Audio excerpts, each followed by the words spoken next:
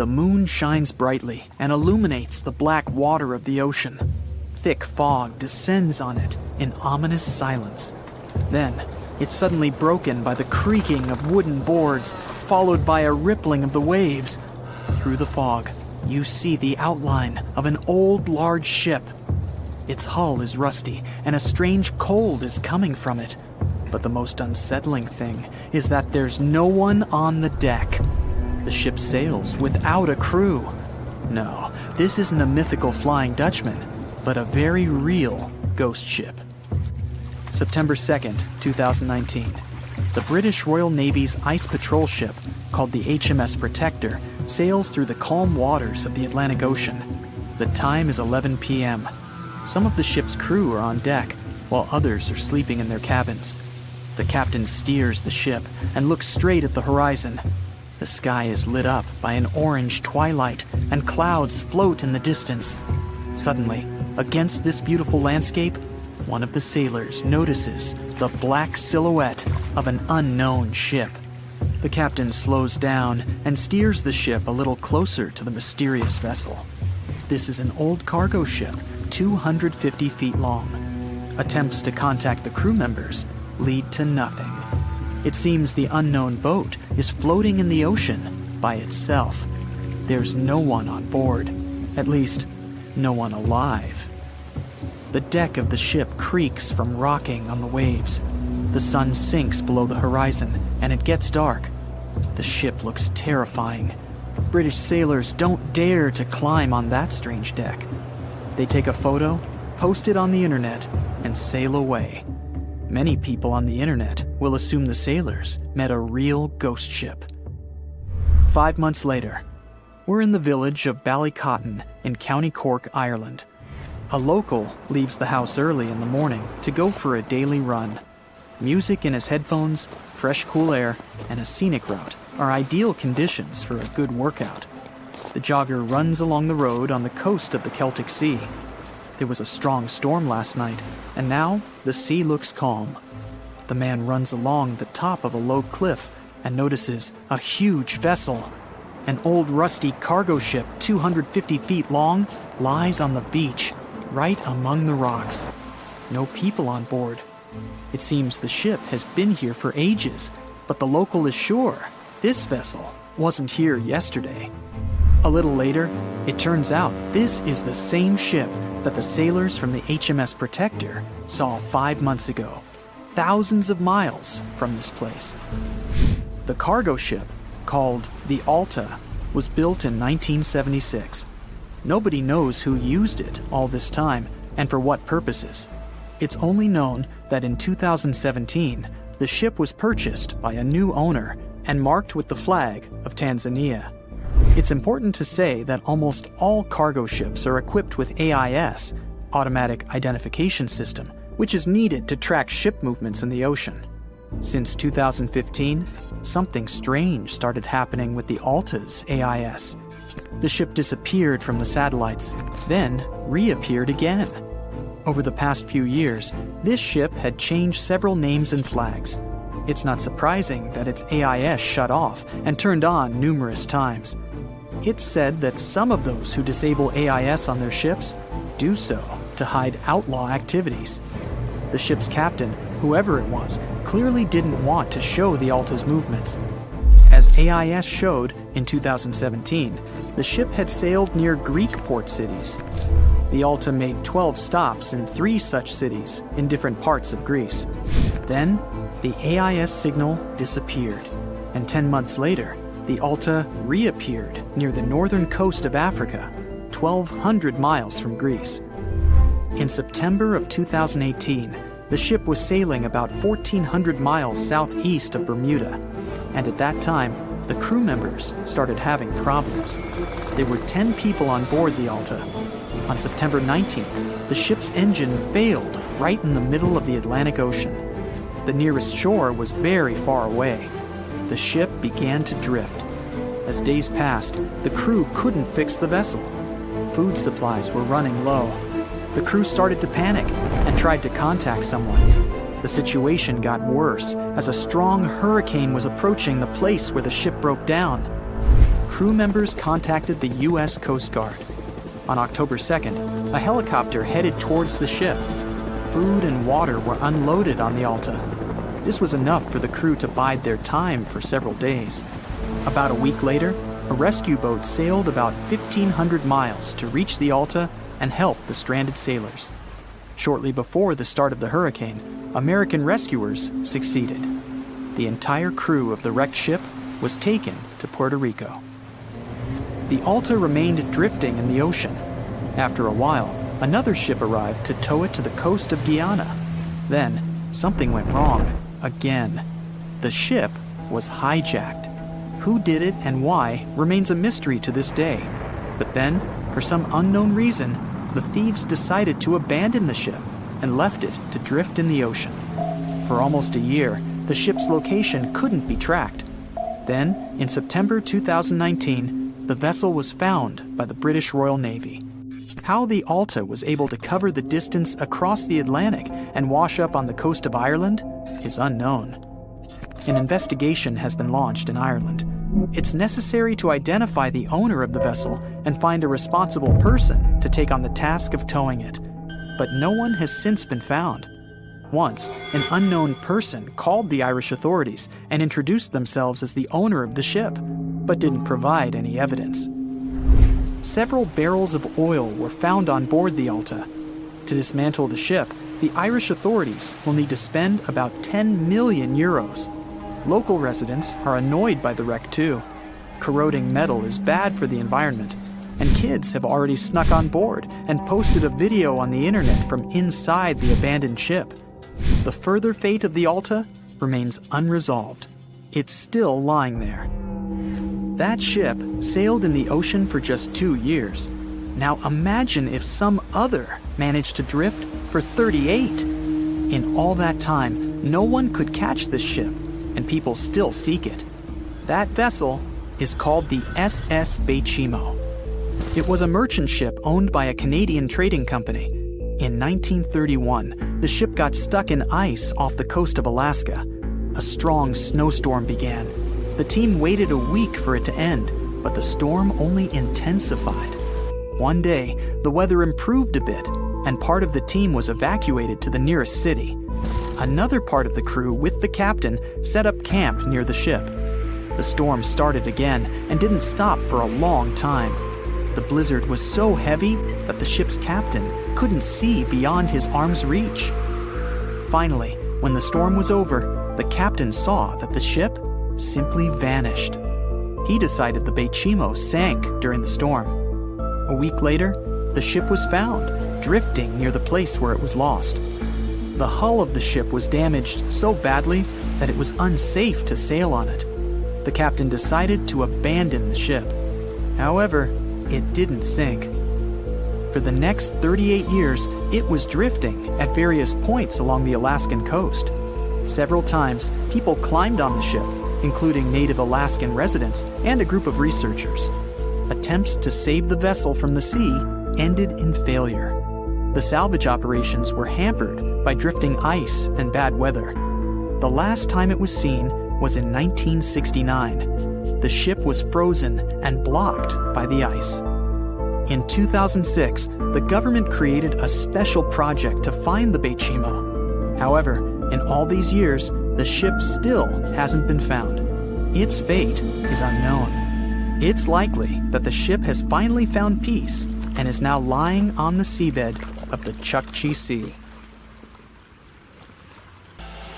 They said it was the most technologically advanced ship. They said it was unsinkable. And when it sank, they made a movie about it. These were the main reasons why the Titanic disaster became world famous. But unfortunately, this is not the only large-scale shipwreck.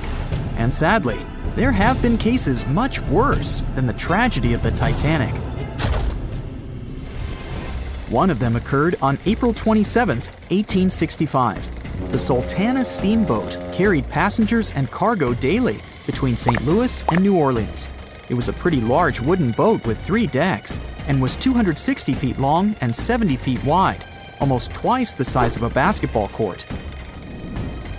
The ship could carry about 350 passengers, But on that unfortunate day, more than 2,000 people were on it. On April 23rd, she was making a routine voyage from New Orleans when it broke down. Something was wrong with the boiler, so the vessel docked in Vicksburg for repairs. At the port, the ship's captain, James Cass Mason, found out about an excellent opportunity to earn a lot of money. All he needed to do was to transfer a large group of former prisoners to the north. The captain agreed to do it, but the problem was that the boiler required a lot of time to repair. Mason was afraid that his competitors would take the job, so he decided to sail despite the malfunction the ship had. He patched up the holes in the boiler instead of a big repair and invited all the ex-prisoners on board.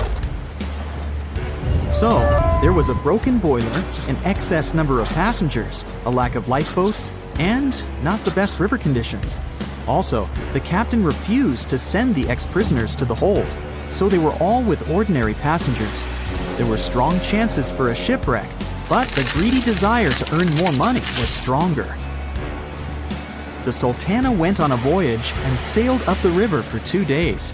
At this time, one of the biggest Mississippi floods in history began.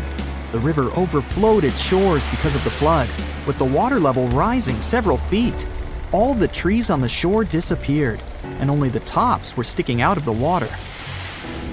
The ship sailed opposite this powerful current, making the boiler work too hard. On the evening of April 26th, the Sultana arrived in Memphis, Tennessee, and they loaded even more, 120 tons of sugar and 200 passengers. She got incredibly heavy. Around midnight, the ship continued its dangerous journey. The captain sailed to barges to load a shipment of coal. At 1 a.m., the vessel left the barge. At 2 a.m., the broken boiler, unable to withstand the load, suddenly exploded.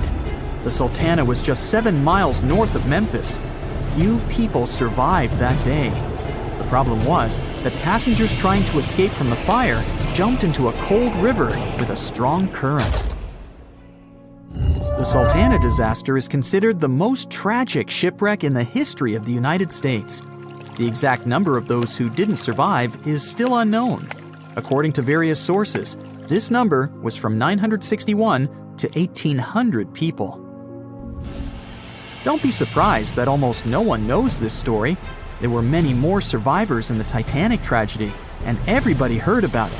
But the Sultana sank during one high-profile event. 12 days before the shipwreck, the country lost Abraham Lincoln. People hadn't yet recovered from this news, so no one paid much attention to the tragedy of the Sultana.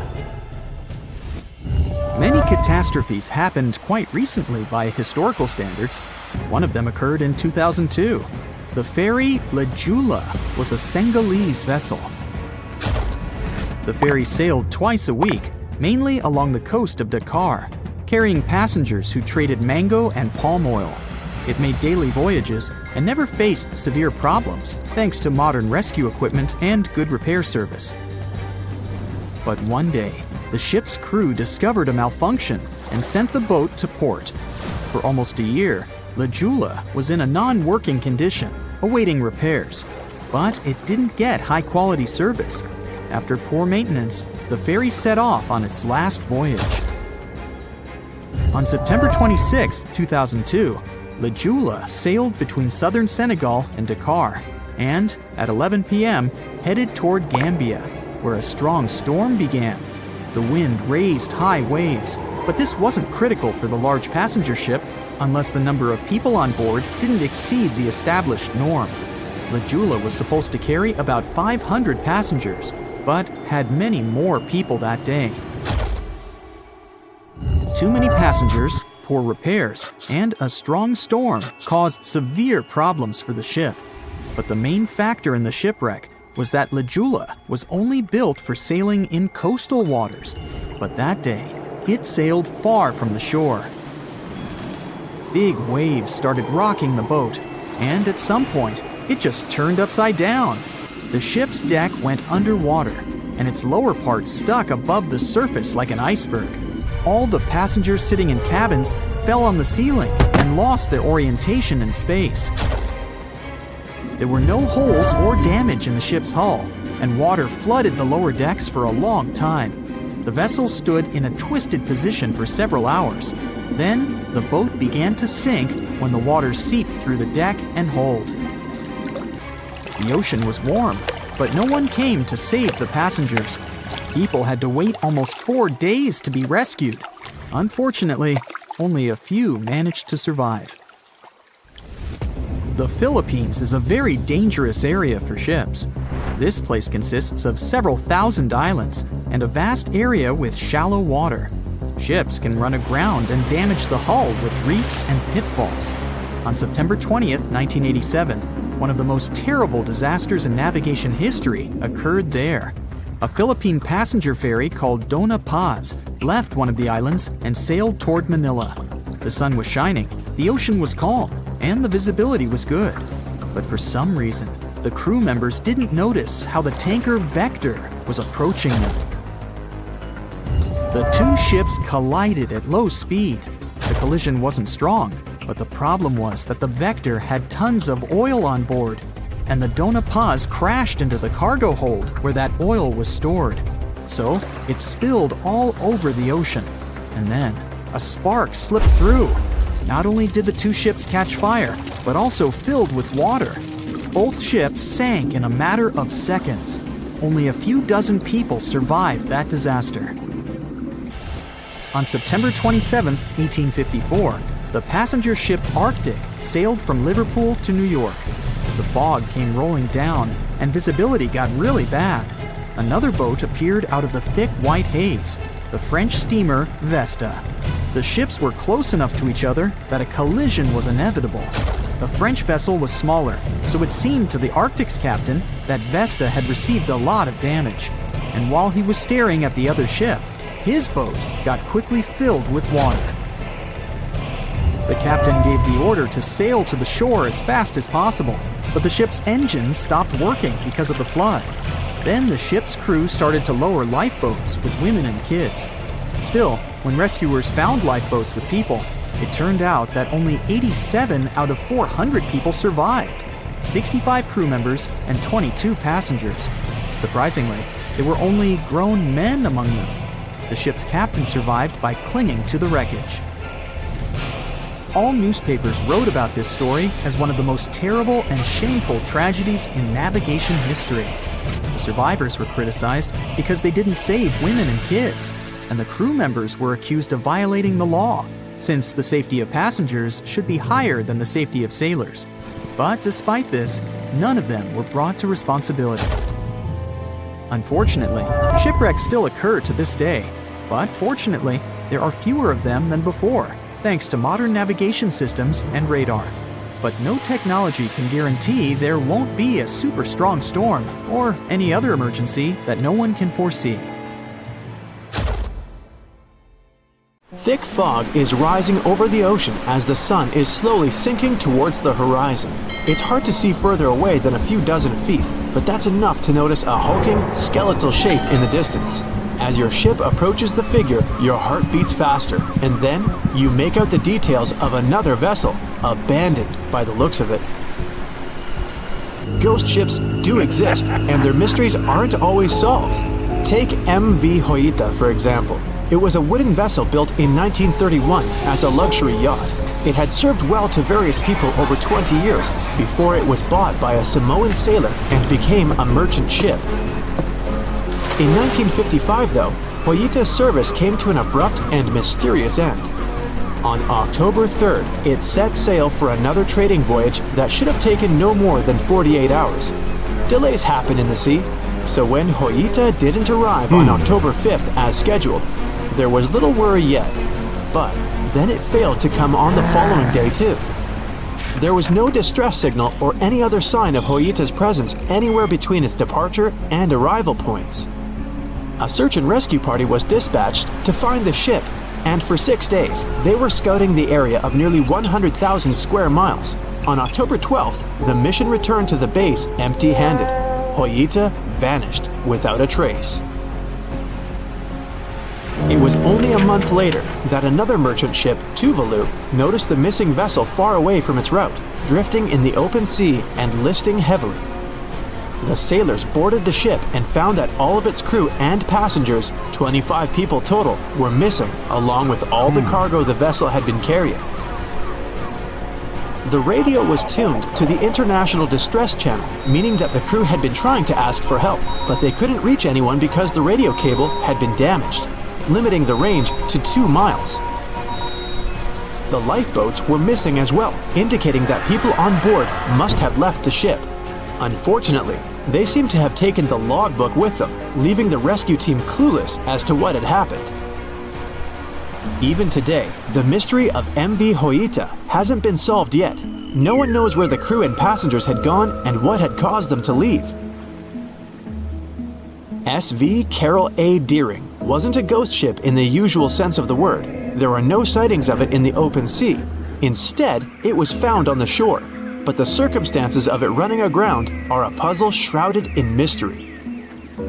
Carol A. Deering was built in 1919 in Maine, and it was a large vessel made for commercial voyages. Unfortunately, despite its large cost of construction, it had only served for a year before its last trip. July 19, 1920.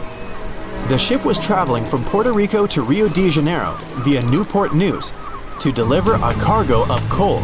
It was almost halfway to the final destination when the captain fell seriously ill, and the crew turned back to drop him and his son off and replace the captain. The voyage went without incident, but when it came to Barbados in December to resupply, there were strange moods among the crew. The first mate didn't seem to be happy with the new captain. No one paid much attention to it back then, when they probably should have. The last sighting of Carol A. Deering at sea was on January 28, 1921, when a lightship noticed it off the coast of North Carolina. There was some commotion on the quarterdeck of the ship, where the crew were normally not allowed. Then, another vessel sighted it, but there was already no one on the decks. On January 31st, the merchant ship was found hard aground in the Diamond Shoals, a site notorious for numerous shipwrecks that had been occupying there for centuries. When the search and rescue party boarded the ship, they found it abandoned, the log and personal belongings of the crew gone, along with the 2 lifeboats. There is still no answer to what happened on board of Carol A. Deering that January, although the most popular version was mutiny. Maybe we'll never find out the truth though. SS Bechimo is perhaps one of the most notable ghost ships in history. This large cargo steamer was built in 1914 in Sweden and plodded its way dutifully over 16 years, trading provisions for pelts with native tribes of Alaska and Canada. But then, on October 1st, 1931, Bechimo got caught in pack ice. At first, it seemed the crew would be able to wait it out and continue on their route because the ship broke free in a couple of days. But in less than a week, it became caught again, this time for good. In another week, a rescue party was sent to fetch 22 of the Bechimo's crew, while another 15 remained behind to wait through the winter if necessary and get the ship back. But a month later, after a powerful blizzard struck their camp, the sailors went out of their shelters only to find the ship gone. Luckily, a few days later, a native hunter told that Bechimo hadn't been lost yet. He'd seen it about 45 miles from where they had been stationed. They managed to track it down, but decided the ship wouldn't survive the winter. So they took the most valuable cargo from its hold and abandoned it. They were wrong though. SS Bechimo did survive that winter, and many more that followed. When the ice broke, it sailed away on its own, drifting listlessly along the shores of Canada and Alaska. There were numerous sightings of the ghost ship, sometimes adrift in the open sea, and at other times stuck in the pack ice again. People attempted to board and salvage it, but weather conditions or lack of equipment always prevented them. SS Bechimo was last sighted by native Alaskans in 1969, 38 years after its abandonment. What became of it later remains unknown. The story of SS Orang Medan is one of the most puzzling and harrowing ghost ship stories of the 20th century. No one even knows for sure if the ship even existed in the first place. It wasn't recorded in Lloyd's Shipping, the International Register of Ships, which makes it either a tall tale or a vessel that avoided being officially recognized for some shady reasons. In any case, the accounts as to what happened to the Medan vary. According to most reports, it was carrying some unknown cargo in the Indonesian waters when a distress call was received by another ship in the vicinity. The officer on duty heard an SOS message, but its contents are different depending on the accounts. The message did not repeat, and the crew of Medan didn't answer to any attempts to contact it back. The ship that received the distress call hurried to the rescue, but they only reached the vessel the following day, when it was already drifting and slightly listing. When the rescuers boarded the ship, they found that none of the crew had survived. However, one lifeboat was missing, which implied that there was at least one crew member who managed to escape. What happened to the rest of the people on board remains a mystery to this day. Still, there are no hard facts about this story, so we might never find out whether SS Orang Medan was actually a ship and not a thing of fiction. SV Zabrina was a 3-mast sailing barge built in 1873 for river trade ships in South America. She served for well over 4 decades, proving to be a sturdy and reliable ship. It was later transferred to Europe, where it continued serving its purpose well. But then, in October 1917, Zabrina set sail on a regular voyage only to be found ashore several days later. Mysteriously, although the ship was perfectly intact, the entire crew of 5 and the captain were gone. There is no direct evidence or hard facts as to what really happened that day. The most convincing theory is that the crew were washed away from the deck because of an underwater explosion. And then the ship sailed ahead without them. But the truth, as always, remains unknown. The voyage started just like any other. The cargo ship SS Cotopaxi is making another journey to Havana, Cuba, to deliver coal. It's November 29, 1925. For Captain Meyer and his crew, leaving Charleston Port, South Carolina, it will be the last trip the ship ever makes. Its route ran through the Bermuda Triangle. 2 days into the trip, the Cotopaxi sent out a distress signal. It had got caught up in a strong tropical storm and turned over on its side. The wind was very strong and there was powerful lightning as well. Rain gradually filled the ship's hold. Then there was a bright white flash, and the ship disappeared without a trace. Later, its wreckage was found in the Gobi Desert, which is in a completely different part of the world. All 32 crew members, including the captain, were missing. Of course, the part about the Gobi Desert is fictional. For one of his movies, Steven Spielberg came up with the idea that the ship was moved there by aliens. Still, in real life, the ship was never found, and its crew really did disappear. It was officially declared missing a month afterward, and nobody could find the wreck. It seems like a classic case of mysterious things going on in the Bermuda Triangle. But most mysteries are solved sooner or later. In 2020, the Cotopaxi was found. A man named Michael Barnett had moved to Florida to study shipwrecks off the coast. One wreck in particular really caught his attention. It was much larger than the others, and the locals called it the Bear Wreck. It was about 40 miles from St. Augustine in northern Florida, but no one had ever managed to identify the rusty hull. So Michael started to do some detective work. He measured the size of the shipwreck and started working through all the information he could find. He researched hundreds of old newspapers, leafed through insurance records, and looked at artifacts found on the wreck. After hundreds of hours of hard work, Michael was sure it was the Cotopaxi. But a few years before, there had been a rumor that the same ship had been found off the coast of Cuba. The Coast Guard found the wreck of a cargo ship about the same size that looked a lot like the one lost in 1925. Michael was sure they were wrong, so he teamed up with some science journalists and kept investigating. Soon they discovered something that seemed to confirm Michael's belief. Divers found brass valves with the letters SV on them in the wreckage of the ship. Michael suggested these initials referred to Scott Valve Manufacturing Company. The headquarters of this company was in Michigan, not far from where the Cotopaxi had been built. The company had probably supplied parts for the Cotopaxi.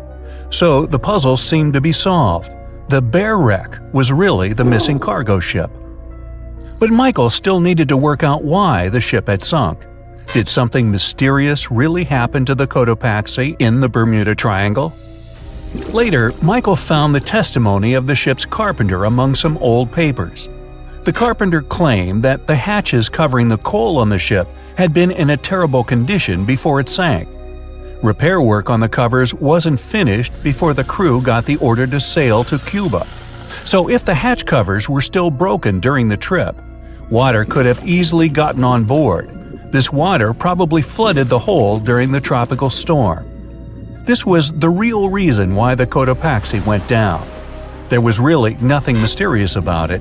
It was just a mistake made by ordinary people.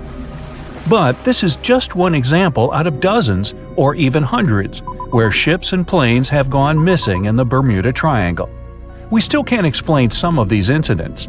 It seems like there really is something weird going on there. One of these strange events happened in 1948. A passenger jet was headed for Miami from San Juan, Puerto Rico. It disappeared in the same area as the Cotopaxi. The 32 people on board vanished without a trace. The weather was clear throughout the flight, but experts think that when the plane was about 50 miles from the coast, it could have been hit by a strong wind that knocked it off course. Years later, a similar plane was found in the area of the Bermuda Triangle, but because no one could work out the registration, it was impossible to say for sure if it was the same one. Something even stranger occurred not long before, in 1945. 5 planes went missing all at the same time. Some trainee pilots were practicing their navigation skills, but when they'd finished, it seems they couldn't find their way back home and disappeared. Many people assume they just ran out of fuel. This seems likely, but still, the circumstances were really strange. The trainees were being supervised by an experienced pilot who had 2,500 hours of flight time. He would never have let a group of newbie pilots get that far away from their base. Even now, people still debate what could have happened. Some insist the pilots ran into something supernatural out there in the Bermuda Triangle. But who knows? And here's another freaky thing that happened there which no expert has been able to explain. Time travel. In 1970, Bruce Gernon was flying a plane from Andros Island to the Florida coast. When he was at 11,500 feet, a giant cloud appeared in front of him. It kept getting bigger and bigger, and he had no choice but to fly through it. As soon as he did, the plane was surrounded by darkness. It was as if the day had turned to night in a split second. Suddenly, Bruce began to see white flashes of light around him. They were so bright that they lit up the entire sky. But they weren't lightning bolts, although he couldn't really explain what they were. The plane continued through the strange cloud for almost a half an hour. Bruce noticed that the cloud changed shape during this time. The space around the plane turned into a tunnel. Then the tunnel started narrowing. Bruce became really tense as he tried to cope with the plane's controls. All his instruments and navigation equipment were going crazy, and the electronics stopped working. Then, a white light appeared at the end of the tunnel. Just like in the movies, the plane escaped the closing cloud tunnel at the very last second. Everything was fine, but now Bruce found himself in some white fog. He had no idea where he was. Then he managed to contact ground control. He was shocked when he learned that his plane was already in the airspace above Miami. It seemed that something impossible had happened. Bruce was meant to cover a distance of about 250 miles during the flight. This usually took 1.5 hours, but he had managed it in just 47 minutes, almost 2 times faster than normal. When Bruce landed, he went to check the amount of fuel left in the tank. It turned out he'd used up a lot less than the normal amount of fuel as well. Could there be a logical explanation for the time-traveling plane? Well, records show that a large number of sunspots were detected on the surface of the sun that day, and there was a strong solar wind. This could easily have made the electronics and devices on the plane go crazy. But what about the mysterious cloud? The Florida coast is a place where 2 large air currents meet. One has a high pressure and the other is a low pressure one. This causes a lot of storm clouds in the area. But people still debate how Bruce was able to cover the distance so quickly. Some people say that some kind of mysterious dark energy was involved. Others say it was a gravitational anomaly that curves space and time. Others think that Bruce is just a fraud. We still don't know the truth. So, is there really something supernatural about the Bermuda Triangle? Or is it all just coincidences and made-up stories? The truth is that no more planes and ships disappear in the Bermuda Triangle than anywhere else in the world. Can we estimate how many ships and airplanes were lost in the Bermuda Triangle? Have their disappearances resulted from human error or weather phenomena? Let's try to find out. We have a curious story of the SS Cotopaxi. This ship vanished in 1925, traveling from Charleston, South Carolina to Havana, Cuba. It never reached its destination. Years later, in the 1980s, a wreck was found 40 miles off St. Augustine, Florida. Since specialists could not precisely determine what and where it came from, they nicknamed it Bear Wreck. It took many additional years of work, done mainly by marine biologists, to identify that this ship was indeed the missing SS Cotopaxi. This was confirmed in January 2020. How did the ship just reappear?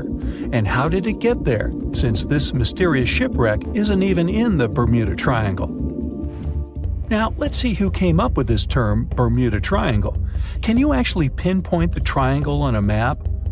No, it's not an officially recognized location either. The Bermuda Triangle does not appear on any world map. Nobody has agreed on its exact boundaries. There are only assumptions with approximations of the entire area, ranging between 500,000 and 1.5 million square miles. By all approximations, the region has a vaguely triangular shape. In 1964, an American author named Vincent Hayes Gaddis first came up with the idea when writing an article for Argosy magazine. He used the Bermuda Triangle to describe a triangular region that has destroyed hundreds of ships and planes without a trace. It is pretty hard to get the number of lost ships and planes because some ships and aircraft have gone missing without leaving a trace. Their wreckage in the region has not been recovered, but the recorded stories should help us. Legends about the Bermuda Triangle date back to the 15th century, like that of the Italian explorer Christopher Columbus. When sailing through the Atlantic waters, he passed by this location in the late 1400s. In what we now know as the Bermuda Triangle, he saw a huge flame that seemed to just crash into the ocean. Later, he saw an unusual light flashing in the distance at the exact location. Like many other sailors since then, his compass had severe malfunctions. Flight 19, a Navy plane on a routine schedule back in 1945, also started the Bermuda Triangle legend. It was commanded by Lieutenant Charles Taylor, and it's recorded that he just got lost in the triangle for no reason. Since pilots had no GPS back then, they had to trust their compasses and keep track of how long they'd been flying in a specific direction and their speed. Shortly after completing the task, both of the compasses on board stopped working correctly. Records found after the plane's disappearance also indicate that Taylor didn't have a watch on that particular day. The initial report stated that pilot error was to blame for this unfortunate event. However, because people weren't satisfied with this outcome, it was changed to causes or reasons unknown after several reviews. One surviving pilot named Bruce Guerin suggested he went through an electronic fog while passing above the triangle, making him travel through time. In 1970, when this incident happened, he was flying his aircraft when it was surrounded by two huge clouds that formed a whirlpool and spiraled. Like many others before him, he noticed that his navigation devices were malfunctioning. When he eventually made it out of those clouds, he discovered that his flight had only taken 35 minutes. It should have taken 75 in total. Since he had no other reasonable explanation for what he went through, he believed he must have been pushed forward in time. It's not only strange-looking clouds that have been seen above the Bermuda Triangle. In 2014, a pilot recalled almost colliding with a flying object that he could not identify whatsoever. Some of these strange encounters were even caught on tape. It's the case of an early 2015 flight whose passengers noticed a curious object just floating over the ocean. The pilots have yet to figure out what they actually saw back there. Okay, not all of the possible explanations have been this unusual. Oceanographers, for example, have also tried to explain why ships disappear around here. So they recently came back to one of their old theories: rogue waves. These are immense walls of water that just pop up suddenly. If multiple such waves rise simultaneously, they overlap like a wave sandwich.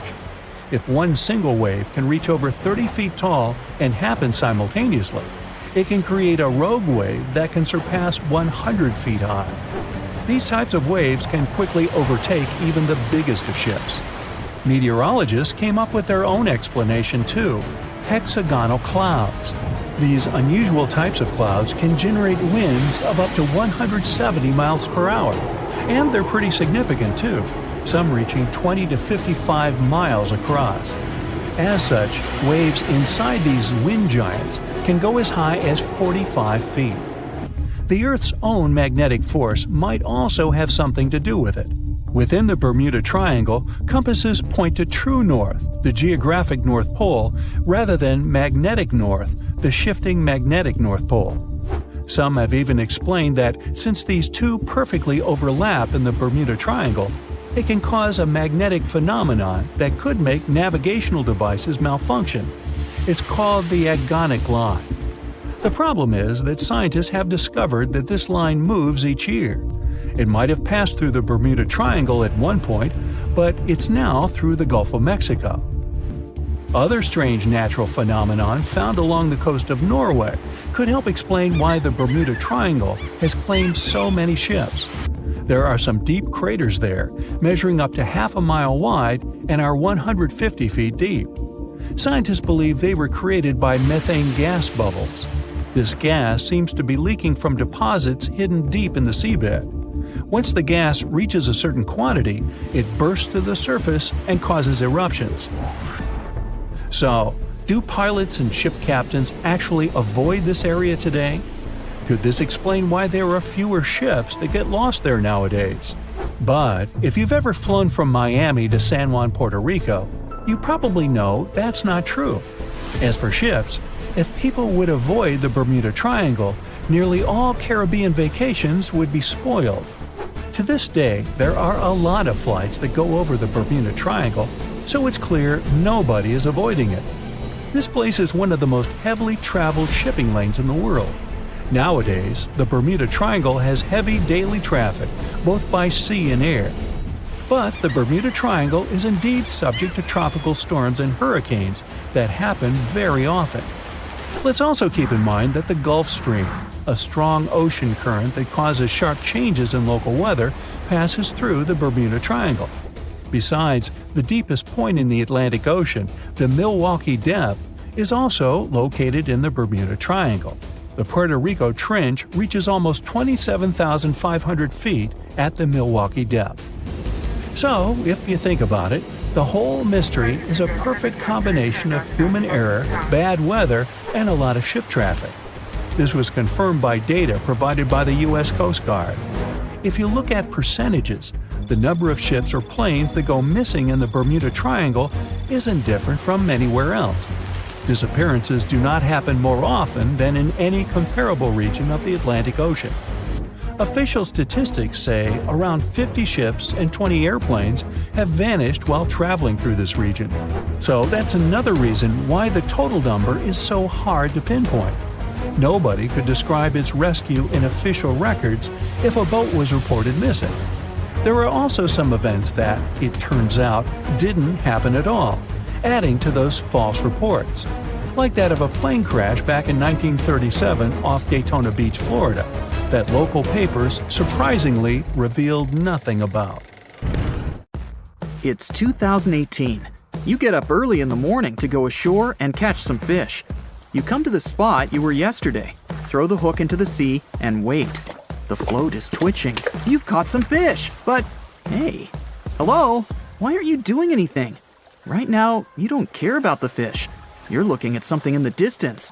You open your mouth in surprise since you see a huge ship stuck on a shoal. It wasn't here yesterday, so it got here at night. Okay, it'll probably sail away sooner or later. You fish for a few more hours. During this time, you observe the ship and notice no movement there. Is it empty? Boats and the coastal service are sailing from the shore to the vessel. You decide to check it out too. You get in your old boat and go there. The mist descends to the water, making the ship look creepy. The colossal vessel is rusty and empty. But where is the whole crew? And how did it get there? The Coast Guard comes on board. They search the hold, the cabins, and the upper deck. There's someone's stuff, some remnants of food supplies, notebooks, and clothes. Everything suggests the crew has disappeared for some reason. Fishers who noticed the vessel first didn't see anyone coming down from the board. No radio signals were sent to the port, and no one reported about the ship. It appeared here from nowhere. The only chance to get any information is to look at the number and name of the vessel. This is Sam Ratulangi, PB 1600. The Coast Guard checks the information, studies the data of all the country's ships, and no way. One company built the boat in 2001 in Indonesia. People used it to transport heavy loads across the seas around Asia. The ship had been properly operating for 8 years. People were delivering industrial goods to different points in the region, but something went wrong. In 2009, Sam Ratulangi was sailing near the coast of Taiwan, and that's it. There were no further records about it. There were no reports in any port. Everyone thought it must have drowned, so no one had been looking for it for years. And then, 9 years later, it appears here, big and rusty, off the coast of Myanmar, without sailors, without fuel. An investigation starts. City services are trying to find out the names of all the sailors working on the ship and find clues that would lead to solving this mystery. They also hope the ship owner will appear soon. They find 2 tow ropes on board. This means that some other ship towed Sam Ratulangi to this place. Then they identify and find 13 crew members.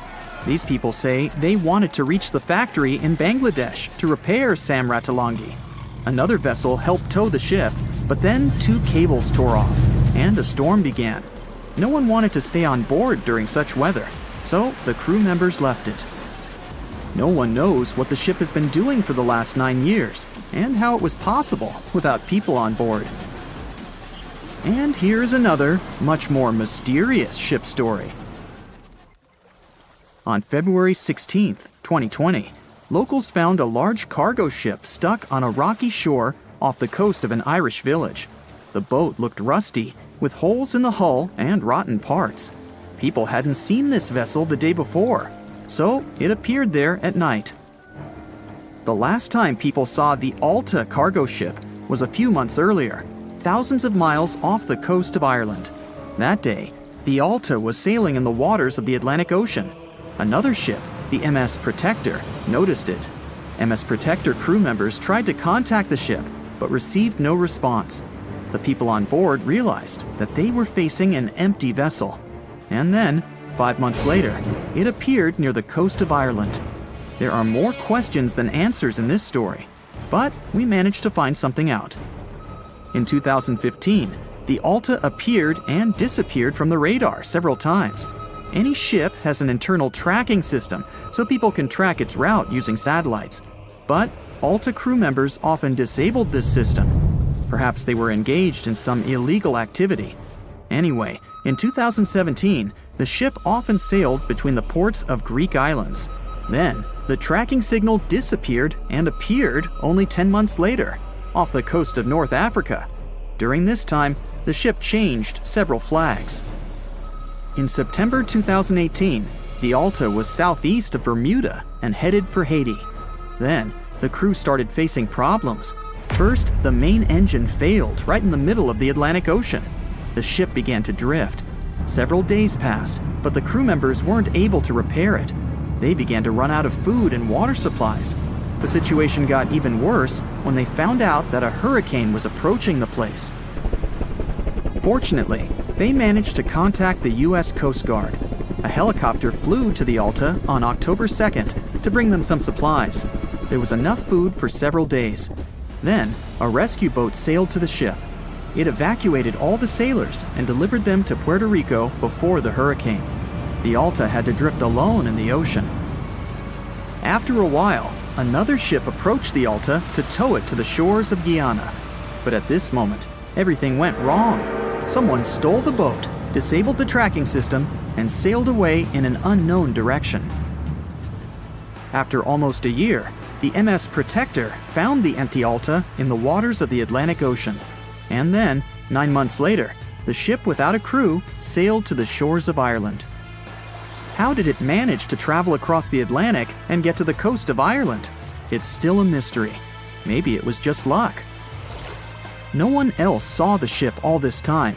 It was just covering huge distances, surviving storms. Who's the captain? What happened to the thieves?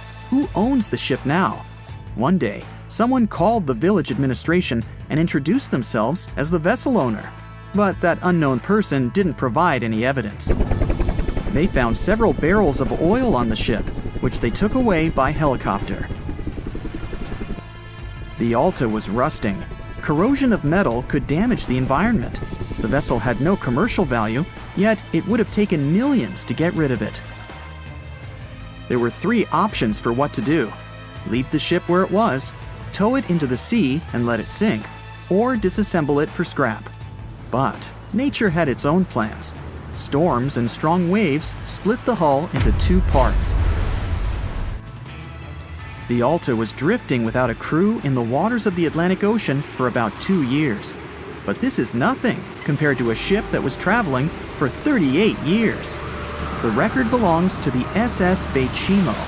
It was a merchant vessel owned by some trading company. In 1931, the ship found itself on the ice off the coast of Alaska. Its movement slowed down. A thick layer of ice blocked the ship, and a strong storm only made the situation worse. The blizzard was so intense that the crew members couldn't see anything but a white veil in front of their eyes. Sailing any further was impossible. The team had to wait for the storm to end. They waited for a day, 2, 3 days. A week had passed, but the snowstorm was only getting stronger. Then, one day, it grew weaker. The crew members split into 2 teams. The first team went to the nearest city. The second group, along with the captain, stayed on board. They set up camp next to the ship and waited for the blizzard, which had started again, to end. There was 0 visibility. And finally, one day, the storm was over. Great! And now, wait a minute. But where is the ship? The SS Bechimo just disappeared during the blizzard. The captain was sure that the ship had sunk, so he left along with the crew. Then, a week later, they saw the vessel drifting near the area where they had lost it. The hull was damaged so severely that it was unsafe to sail on it. Repairing the ship would be pointless and expensive, so the captain decided to abandon it. He was sure that it would go underwater sooner or later, but it stayed afloat for the next few days, the next few months, and a few years. People had reported seeing it at various points along the coast of Alaska for 38 years. The last record of the SS Bechimo is dated 1969. Those who saw it claimed the ship was completely frozen, almost merged with the ice. Some people planned to start an expedition to find the ship, but all attempts were unsuccessful. The vessel is probably lying somewhere on the deep sea floor.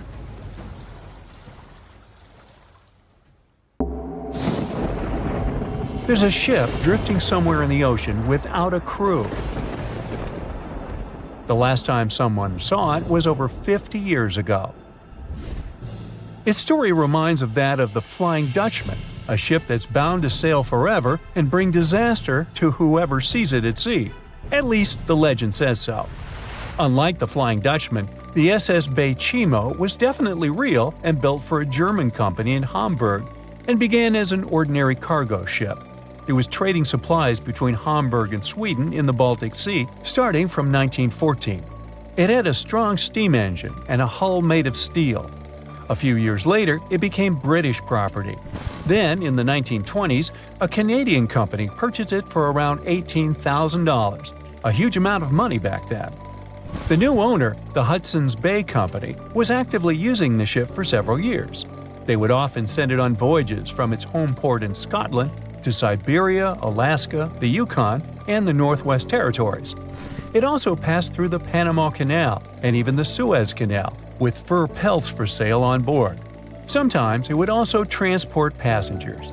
It had completed 9 successful voyages before this strip of good luck came to an end. Starting from the 1930s, SS Beichimo would have trouble with ice and storms. When it first got trapped in ice in October of 1931, some of the crew managed to escape to Alaska. 15 of 22 sailors decided to stay with their vessel and try to save it. They had furs and other valuable cargo worth around $58,000 aboard. The company sent them supplies to survive the winter. They set camp near the ship out of the hatches, tarpaulins, and other materials, and offloaded the cargo.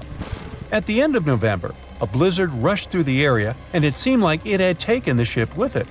The ice platform had survived, but the ship broke free. Some of the crew members were sure it had sunk. But soon after, they heard from one of the locals who had spotted their ship around 45 miles away from their camp. The crew moved on with their lives, and the ship started its journey as a runaway vessel. People would spot SS Beichimo once a year or so, all the way until 1965. It was mostly spotted off the coast of Alaska. A man going to Nome with his sled dog, along with prospectors, explorers, and treasure hunters, all claimed to have seen SS Beichimo.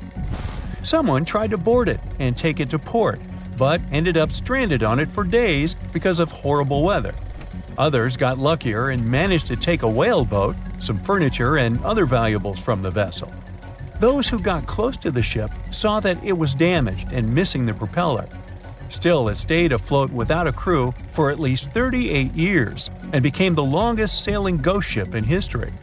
In 2006, the Alaskan authorities started a project to solve the mystery of this ghost ship of the Arctic and finally find SS Beichimo, either still above or below the water. So far, the project has not been a success. SS Beichimo remains one of the estimated 4,000 ships that have disappeared off Alaskan shores. If the legend of the 17th century isn't lying, this ghost ship could be sailing somewhere along the Flying Dutchman. It belonged to the Dutch East India Company. Its captain managed to do the impossible for that time and sailed from Holland to Indonesia in only 3 months. They said he was flying over the sea, and some evil tongues explained that he had made a deal with evil forces to achieve that. Once the ship was sailing back home, its captain and crew disappeared without a trace. There are many versions of what happened to it. One of the first ones said it had tried to enter port at the Cape of Good Hope, got in a terrible storm, and sank as there was no captain to save it. Another legend says the captain had refused to obey the skies to let the ship sink during the storm. A scary life form then struck the boat and the crew, and it was condemned to forever wander without rest. Many sailors claim to have spotted the Wandering Dutchman. The Duke of York, who was to become King of England, mentioned having seen it in Australian waters. Right after spotting the ship, the man who saw it first fell from the top of the mast and didn't survive. There were more encounters with this legendary ship up to the middle of the 20th century. Ships would nearly collide with it as the Flying Dutchman jumped out of the blue. Scientists have a more logical explanation for this mystery: Fata Morgana, not to be confused with Hakuna Matata. Now, when you're out at sea on a hot day and the air is all wavy, it feels like when you look at the road on a scorching summer day. That's because of something called atmospheric refraction.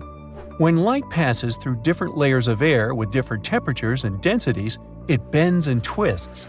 Sometimes, under certain conditions, this bending of light can create really bizarre optical illusions over the ocean, like sightings of the Flying Dutchman. The Fata Morgana phenomenon can make distant objects appear distorted, stretched, or even lifted above the horizon. So you can see a ship far away, but because of the way the light is bending, it will look like it's floating above the water or even disappearing and reappearing. A Fata Morgana is most commonly seen in polar regions, especially over large sheets of ice that have a uniform low temperature. But you can see it anywhere, even in deserts and over lakes on hot days. The first stories about ghost ships go all the way back to ancient Greek and Roman mythology. One of the most famous ghost ships in history is the Mary Celeste. This brigantine was traveling from New York City to Genoa and was fully stocked with provisions, but missing a crew when it was discovered in the Atlantic Ocean in 1872. The crew's personal belongings were also there, completely undisturbed. The final entry in her log was made 10 days earlier. We still don't know what happened to its crew, and the ship has inspired many spooky stories and legends. The Lady Lovibond was another legendary schooner that is believed to have been wrecked off the coast of Kent in the middle of the 18th century. The story tells that the ship's captain, Simon Reed, had just got married and took his bride on board for a celebratory cruise, despite the superstition that it could bring bad luck. They were on their way to Portugal when the first mate, who is also in love with the captain's new wife, went mad because of jealousy, attacked another crew member, and then took over the wheel and steered the ship straight into the dreaded Goodwin Sands. No one aboard survived, and the schooner is said to reappear as a ghost vessel every 50 years. In present times, many vessels become abandoned and turned into ghost ships intentionally. There are thousands of them floating in U.S. rivers, lakes, channels, and coastal waters. Some people lose their boats in storms and other extreme weather. Others have to abandon their boats because maintaining them can cost 10% of the boat's price. Plus, docking a vessel can add up to several $1,000s every year. Most boats have been made of fiberglass, so an owner can't just recycle them as scrap metal. So, once they want to get rid of it, they often tie it to a dock and sneak away, or leave it floating far away from the shore, or just try to sink it. When ghost ships sink in shallow waters, they can cause damage to coral reefs, mangroves, marshlands, oyster habitats, and wetlands. Plus, they can collide with unsuspecting regular ships and cause real trouble. So, don't do that. Enough said. No matter what happens, don't stop! We almost got it! Two treasure seekers are digging frozen ground in a cornfield at night. It's raining hard, lightning is flashing, but these two guys keep working. And now the shovel hits something solid. No way! A treasure chest!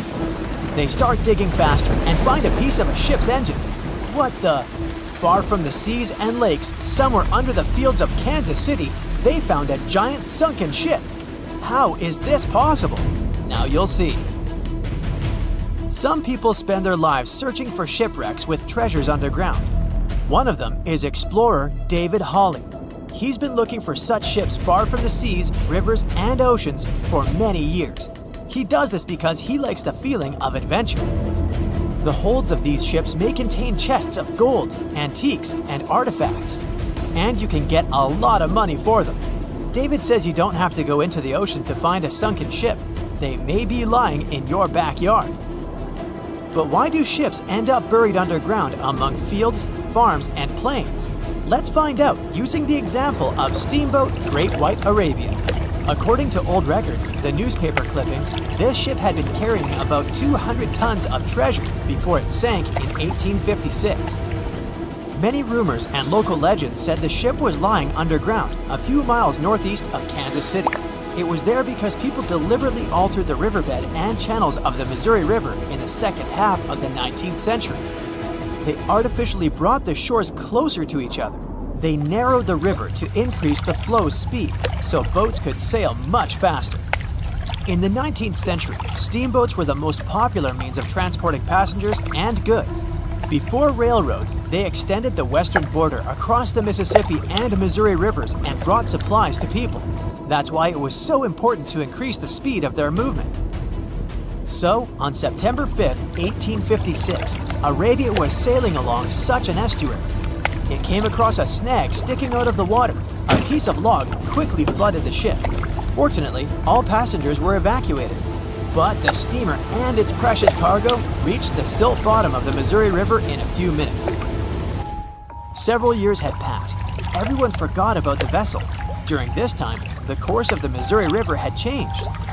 But Arabia remained under the wet, muddy bottom. The soil level above it was getting higher, and the ground was losing moisture. Eventually, many decades later, a cornfield formed above the sunken ship. In the 1980s, one farmer owned this area, and he had no idea what was hidden in his territory. David Hawley carefully studied the history of the sunken ships of the USA. He knew that hundreds of steamers had gone underwater all over Missouri, but most of all, he was interested in Arabia, as there were rumors that it was filled with gold and other valuable things. The territory of cornfields in Kansas was vast, but David Hawley knew how to search properly. In 1987, he started working. First, together with his brother and father, they collected all the clippings from old newspapers they could find. They were looking not only for information about the steamer, but also for maps of the Missouri River. They tracked its historical changes, checked the dates, and identified a large area where the steamer sank. Next, they used electromagnetic testing and other geological stuff to study the soil and find the right place.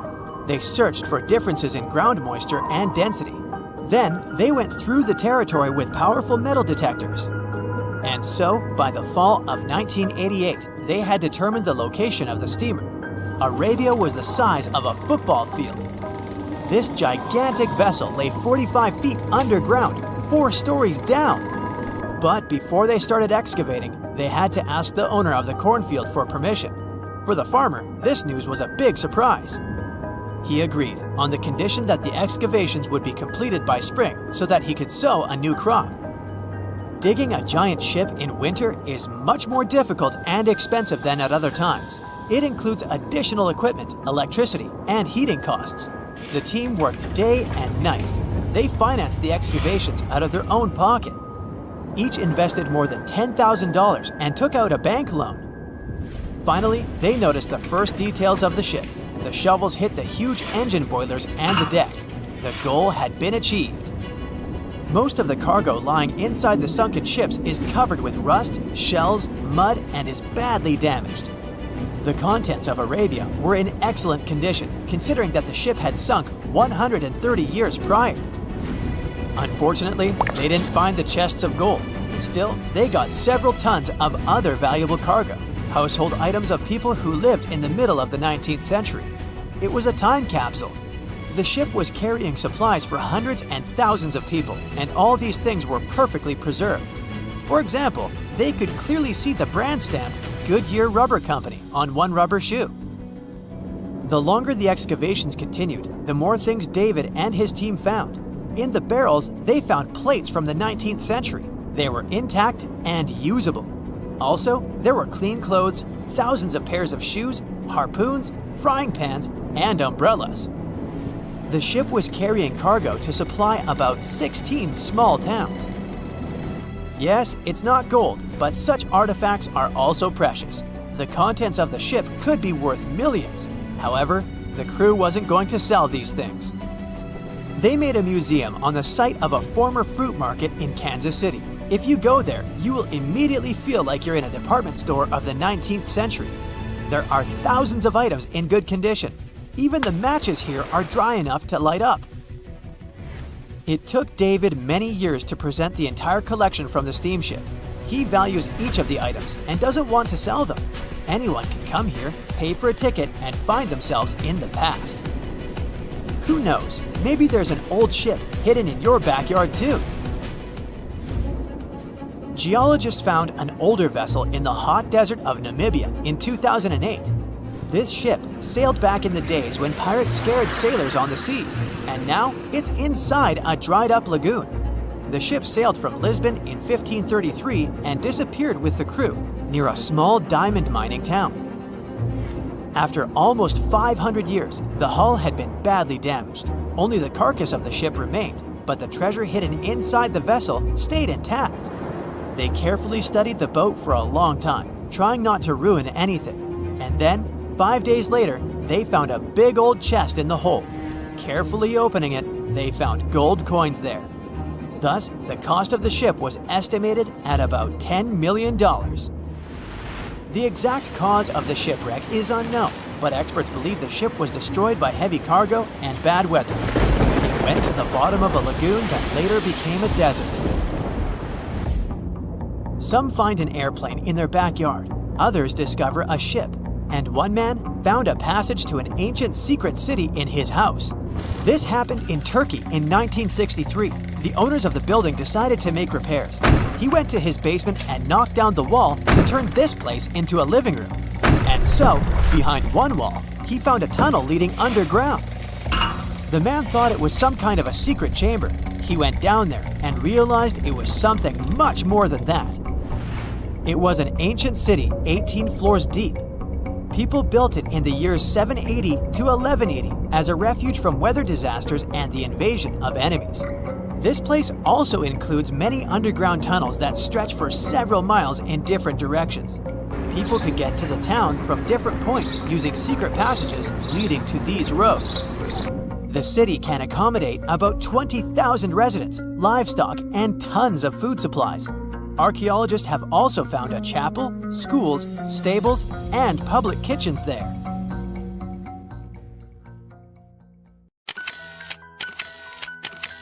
At the beginning of the 20th century, somewhere off the coast of West Africa, a German steamship was leaving the port. Suddenly, the weather got worse, and the vessel entered a thick fog. The sailors ran aground on a sandbank close to the shore. Luckily, no one was hurt, and they were even able to save their precious cargo. But the ship was stuck in the sand for good. And it was not alone there. Nearly the entire length of the western coast of Namibia is called Skeleton Coast. If the name sounds scary, that's because it is. This 976-mile-long beach line is among the most dangerous places on Earth. The local Bushman tribes believe that their supreme deity made this land when it was angry. The Portuguese were the first Europeans to set foot in Namibia in the 15th century. And yep, they didn't like Skeleton Coast either. Portuguese explorers thought this land presented the gates to the underworld. This is the place where the Namib Desert meets the Atlantic Ocean. It might be dangerous, but it's actually beautiful. Plus, it's a UNESCO World Heritage Site. If Skeleton Coast had a PR manager, they would quit on the first day on the job. The area is not exactly tourist-friendly because of its geography and history. Beneath the sand and the waves, there is a secret ocean currently lurking for unsuspecting sailors. It's called Benguela Current. It flows towards the north along the coast of southern Africa. This part of the Atlantic is rich in marine life, but the current's land neighbor isn't that happy with the deal. This arid climate created the Namib Desert, one of the driest regions on Earth. And that marine life I just mentioned? It's sharks. 11 species of them to be exact. And yes, the great white decides to pop by once in a while. So far, we've got a desert landscape, strong currents, and sharks. Not a place for a beachside resort, definitely. But if someone ends up on Skeleton Coast, will they know they're in danger? Don't worry, they will. The beach is littered with wrecks of all sizes and shapes. If you remember that German ship I mentioned in the very beginning, its massive and rusted stern is now sticking out from the desert sand. There are some 500 wrecks in total scattered along the coast, and it's a mixed crowd, from Portuguese galleons centuries old to ships that ran ashore here in the 21st century. A modern fishing ship called Zela India managed to slip from its tow rope in 2008 and ended up on Skeleton Coast. Okay, it didn't escape on its own, it had some help from the elements. But it's better to be a tourist attraction on a beach than to be broken up for scrap. That's where the trawler was originally going, poor thing. Skeleton Coast's most famous inhabitant, to call it such a place, is the wreck of the Dunedin Star. The British cargo liner ran aground here in 1942. The massive rescue operation that followed reveals why it's so dangerous for sailors to end up here. The rescuers managed to save all of the crew and passengers, but at a heavy price. An aircraft and a tugboat were lost in the process. It took the last of the rescuers a full 2 months to return home to Cape Town. Why, you might wonder? One look at the map of the region reveals the reason. It's an endless sea of yellow, which is the sand. There are so few roads here, so Skeleton Coast is hard to reach by land. There are also legal obstacles. You need a special permit to drive into the area. But the skeletons in the name of the area don't only refer to ships, they also stand for animal bones. Most of these belong to whales and seals. Many animals have adapted to the area, so lions and hyenas roam the coastline in search of a meal. Yeah, now there are hungry lions as well, as if those sharks weren't enough. Other animals with a temporary residence on Skeleton Coast include elephants, cheetahs, leopards, and giraffes. In 1971, the Namibian authorities established a national park here, but except for surfers, after an adrenaline rush, they don't get many visitors. You can understand why. The Namib Desert is the oldest desert in the world, and it's not very tourist-friendly either. Those who travel to the region should pack sunscreen and a warm winter jacket. A weird combo, right? Well, not so much when you think that during the day, temperatures soar over 110 degrees Fahrenheit. At night, the air temperature drops below freezing. What a climate roller coaster! And that's not the final danger. Yep, there's more. Remember how that German ship got lost in thick fog? Yeah, it wasn't a one-off event. Because of the region's climate, fog shows up frequently. Sailors should cover their ears now, but this fog is actually good for wildlife. This is their only source of water in the Namib Desert. Reptiles and mammals have adapted to the harsh climate. They use as little water as possible. Shifting sands, thick fog, strong currents, lions, and sharks. Not the stuff you would put in a tourist booklet, but Skeleton Coast isn't the only beach on Earth you wouldn't want to spend your vacation on. I will take you to Cape Tribulation in Australia. The area covers some 48 square miles in the northwestern part of the continent. And no, the area is not as dry as Skeleton Coast. It's part of the Daintree rainforest. You could say that here, it is the rainforest, not the desert that meets the ocean. The beach at Cape Tribulation is straight from a postcard. But looks can be deceiving. Australia? Probably sharks. No, crocodiles are out here to get you if you decide to go for a dip in the sea. There are saltwater crocodiles that the locals call salties. Well, that's a cute nickname for such a dangerous reptile. And it's not just them. The wildlife seems to have a beef with visitors. From October to June, the waters around Cape Tribulation are full of box jellyfish. Their venom affects the human cardiovascular system. When touched by a jellyfish out at sea, swimmers won't have enough time to reach land for help. Vinegar helps neutralize the sting, so you might want to keep a spare bottle in your luggage. Crocodiles and jellyfish sound dangerous, but there's one more animal you should look after. It's the wild boar. It might sound funny, but you won't laugh when you're being chased by one of these across the beach. 21 million wild boars live in Australia. They're mostly active at night, making it even more dangerous if they charge at you. The best defense is running in circles. Wild boars can't cut corners well. That's probably why we don't see many of them taking up careers as race drivers. Cape Tribulation has one last danger installed for you, and it's not an animal. Out here, even the trees are plotting against visitors. The stinging tree got its name for a reason. If you try to pick one of its beautiful red berries, it'll fight back. Its prickles are like tiny glass shards. The less than pleasant effect on your skin will last for a month. Then there is this wait-a-while bush. Who keeps naming them like this? This long vine has spikes that grab hold and just don't let go. They are so strong, they can pull a human off a horse. You'll have to wait for someone to come by and save you from this thorny grabber. If you are about to cross this Australian beach from the vacation list, hold on for a second. Tourism is booming here. The local authorities have restricted access to all of the danger zones. Visitors go swimming in dreamy water holes that are surrounded by lush vegetation. There are even ropes to swing from. Now, that's a beach you can finally relax on. As an experienced sailor and the first man to ever sail non-stop on his own around North and South America, Matt Rutherford has seen a lot during his voyages. But what he saw in 2013 while sailing through the waters of the Atlantic with his colleague surely stands out. Some 800 miles off the coast of Bermuda, not far away from the famous Bermuda Triangle, they noticed a boat that seemed to be moving by itself. The sails weren't up and the motor wasn't running. The sailors decided to check if there was someone who needed their help aboard, so they moved closer to the mysterious ship. Once they got there, things only got weirder, as they realized there wasn't a living soul aboard. Rutherford started filming to document their discovery. The boat looked so awfully abandoned that they expected to find some pretty scary things in there.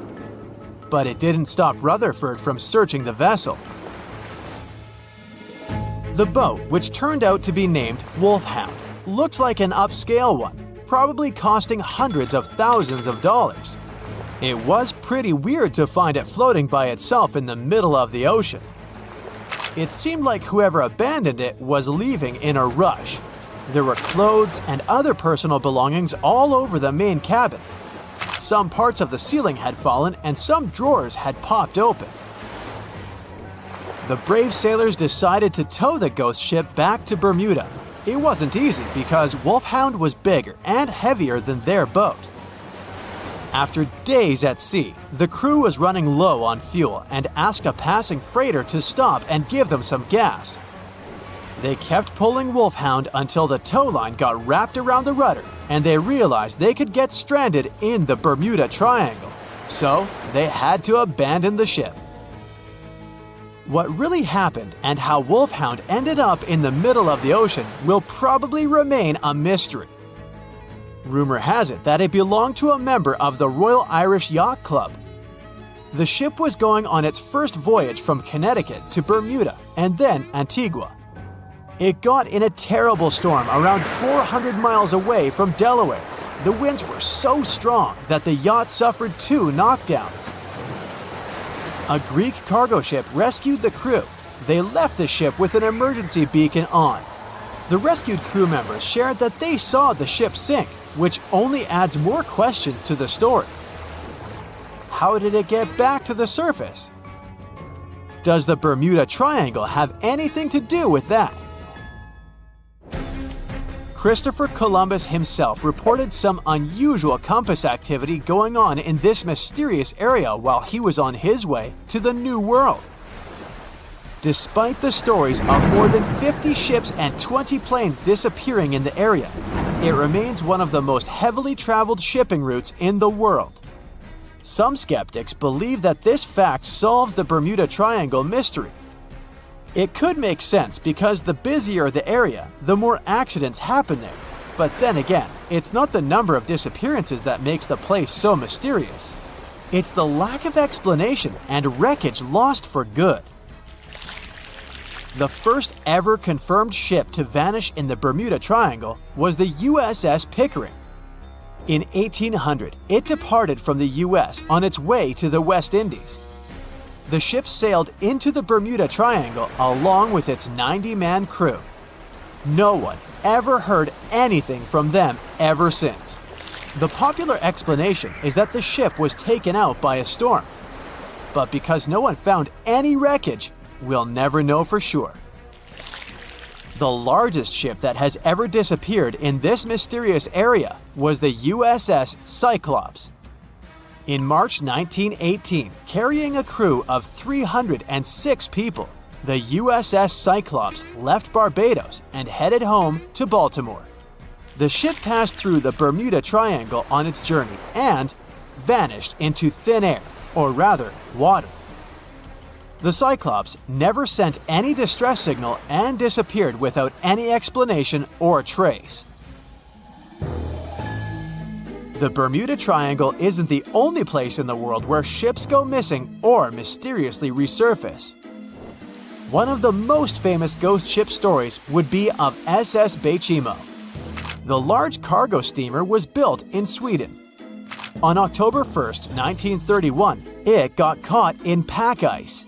The crew decided to wait it out and managed to break free after a couple of days, only to get trapped again in less than a week. This time, they didn't manage to make it out. A rescue team went by air to save 22 of the crew members. 15 other members stayed in a wooden shelter they built not far away from the ship. Their plan was to wait out the winter and get back aboard. At the end of November, a strong blizzard was rushing through the area. When it was over, Beichimo seemed to have gone away with the storm.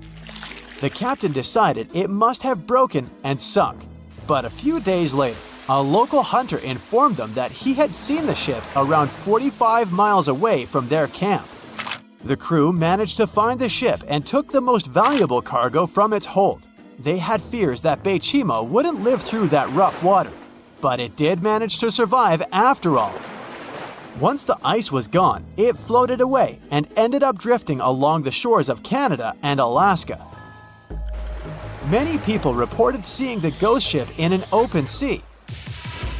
Some even tried to board it to save the ship, but the weather didn't allow it to happen.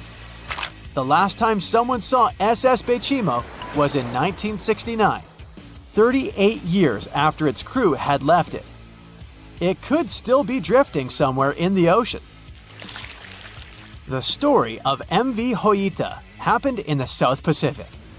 The ship was originally a wooden luxury yacht. After serving for 20 years to various owners, it became a merchant ship. In 1959, it set on a trading voyage that was supposed to last around 2 days. When it didn't reach its destination on time, no one was worried at first, as things happen in the open waters. After another day, and no distress signals from the Hoita, it was obvious that something serious was going on with it. There were 25 people aboard, and their families wanted to find them. A search and rescue crew worked for 6 days looking for the ship, or at least its wreckage, in an area of nearly 100,000 square miles. That's 1.5 times as big as Florida. Sadly, the mission had come back with no results. It seemed like Hoita had disappeared without a trace.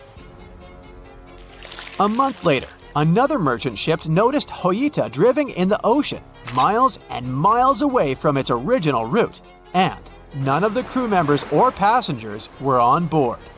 The cargo had also disappeared.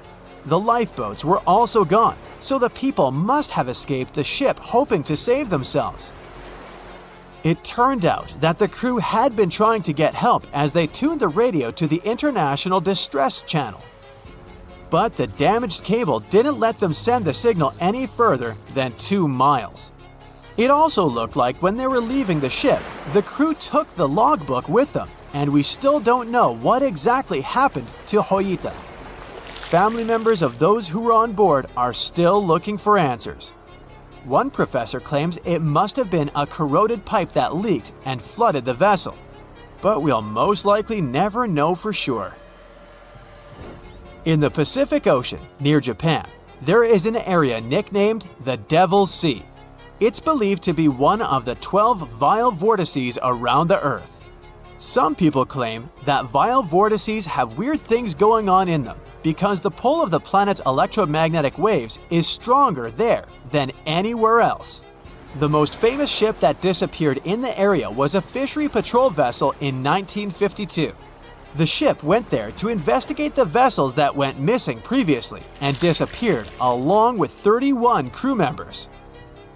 Scientists who don't believe it was a mysterious disappearance blame the underwater volcano eruption for what happened.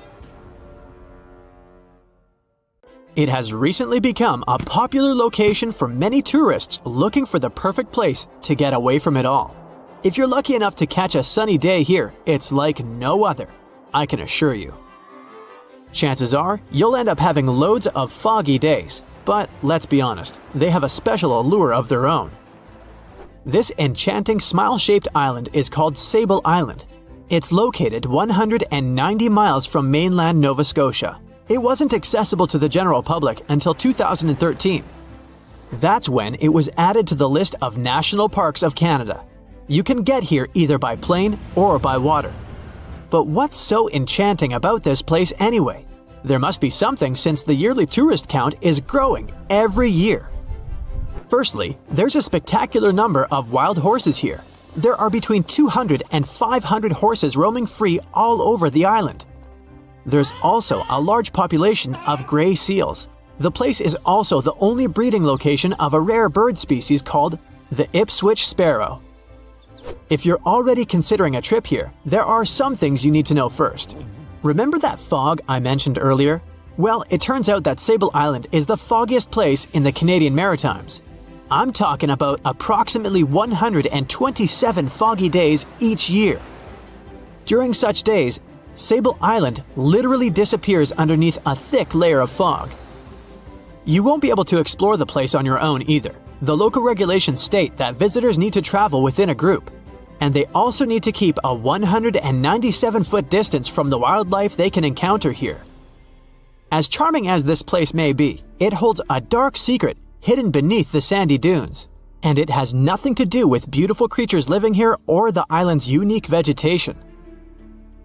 Apart from being known from its horses and seals, Sable Island is infamous for an overwhelming number of shipwrecks.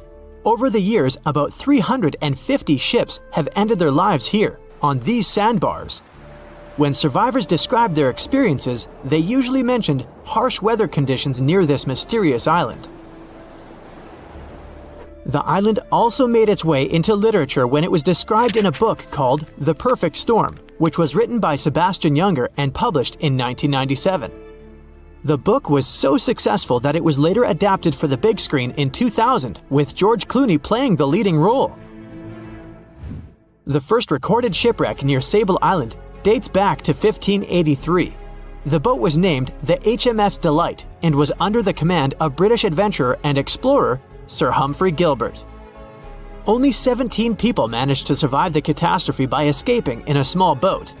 Records mention that they spent 7 days at sea before reaching the shores of Newfoundland. In 1884, another vessel named the Nicosia struggled in the thick fog as well. The ship was completely destroyed, but fortunately, all 18 crew members managed to survive. The captain's son was almost lost at sea when a lifeboat capsized when he was climbing into it. He somehow managed to stay underneath the lifeboat, which was completely submerged. When this lifeboat righted, he eventually emerged from the water and was rescued for the second time. The years between 1947 and 1999 were relatively quiet on the island. In 1999, though, a yacht called the Merrimack ran aground near the shore of the island at about 2 a.m. on July 27th. The 40-foot fiberglass boat had a crew of only 3 people. Natural gas exploration workers, who were luckily not far away, rescued them. The crew managed to fly safely to Halifax the next day. The owner of the Merrimack tried to recover his boat by hiring local fishermen. Unfortunately, this operation was unsuccessful, since only the fittings of the yacht were eventually saved.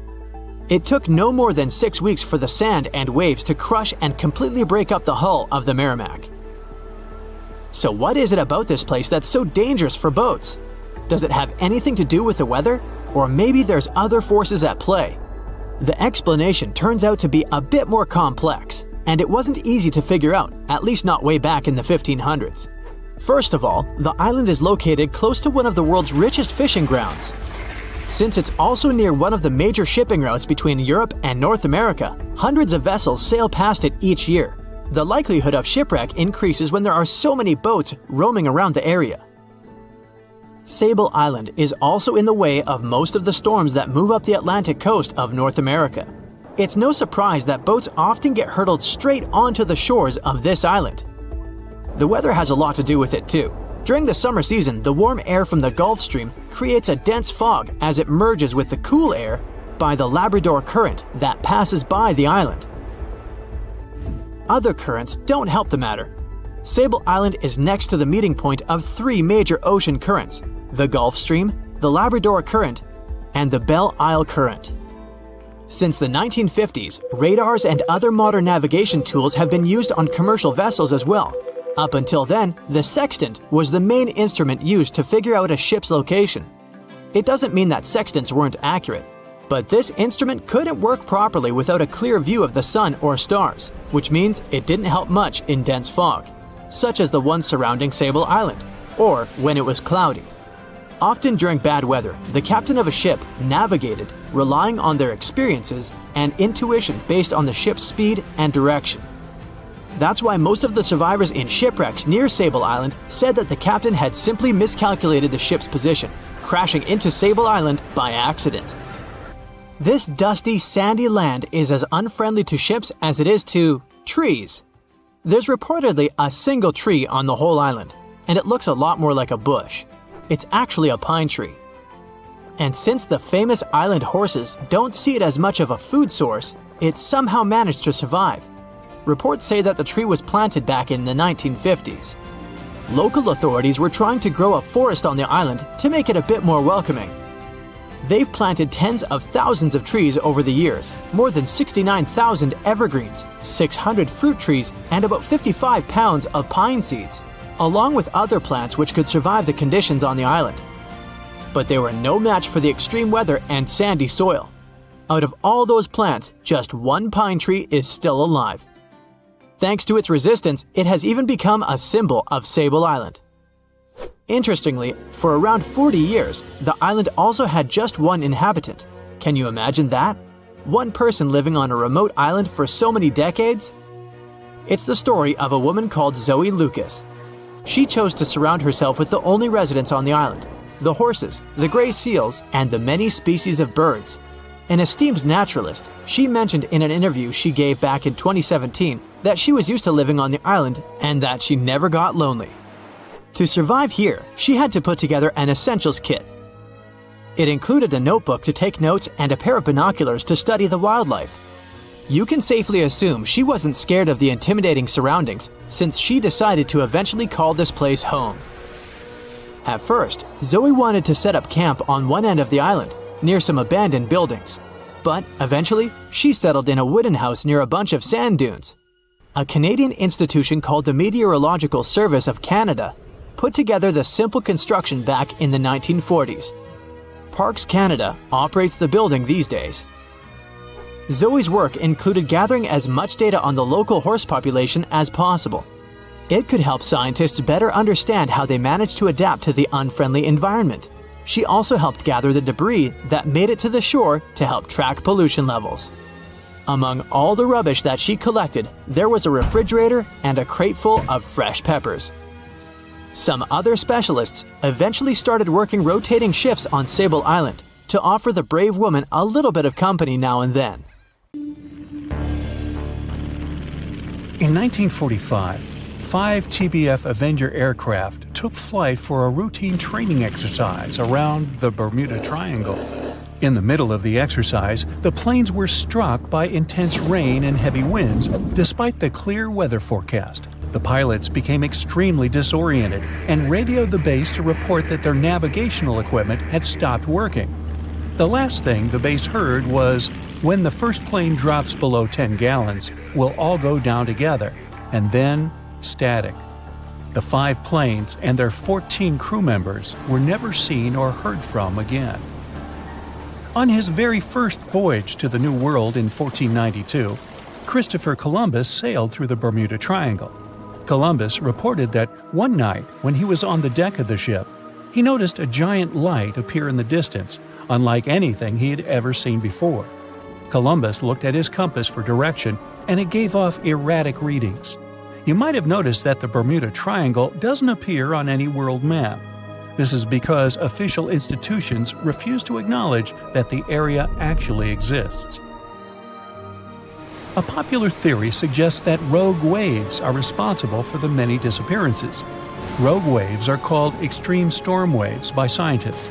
They occur when different weather patterns take place at the same time and cause large, unexpected waves.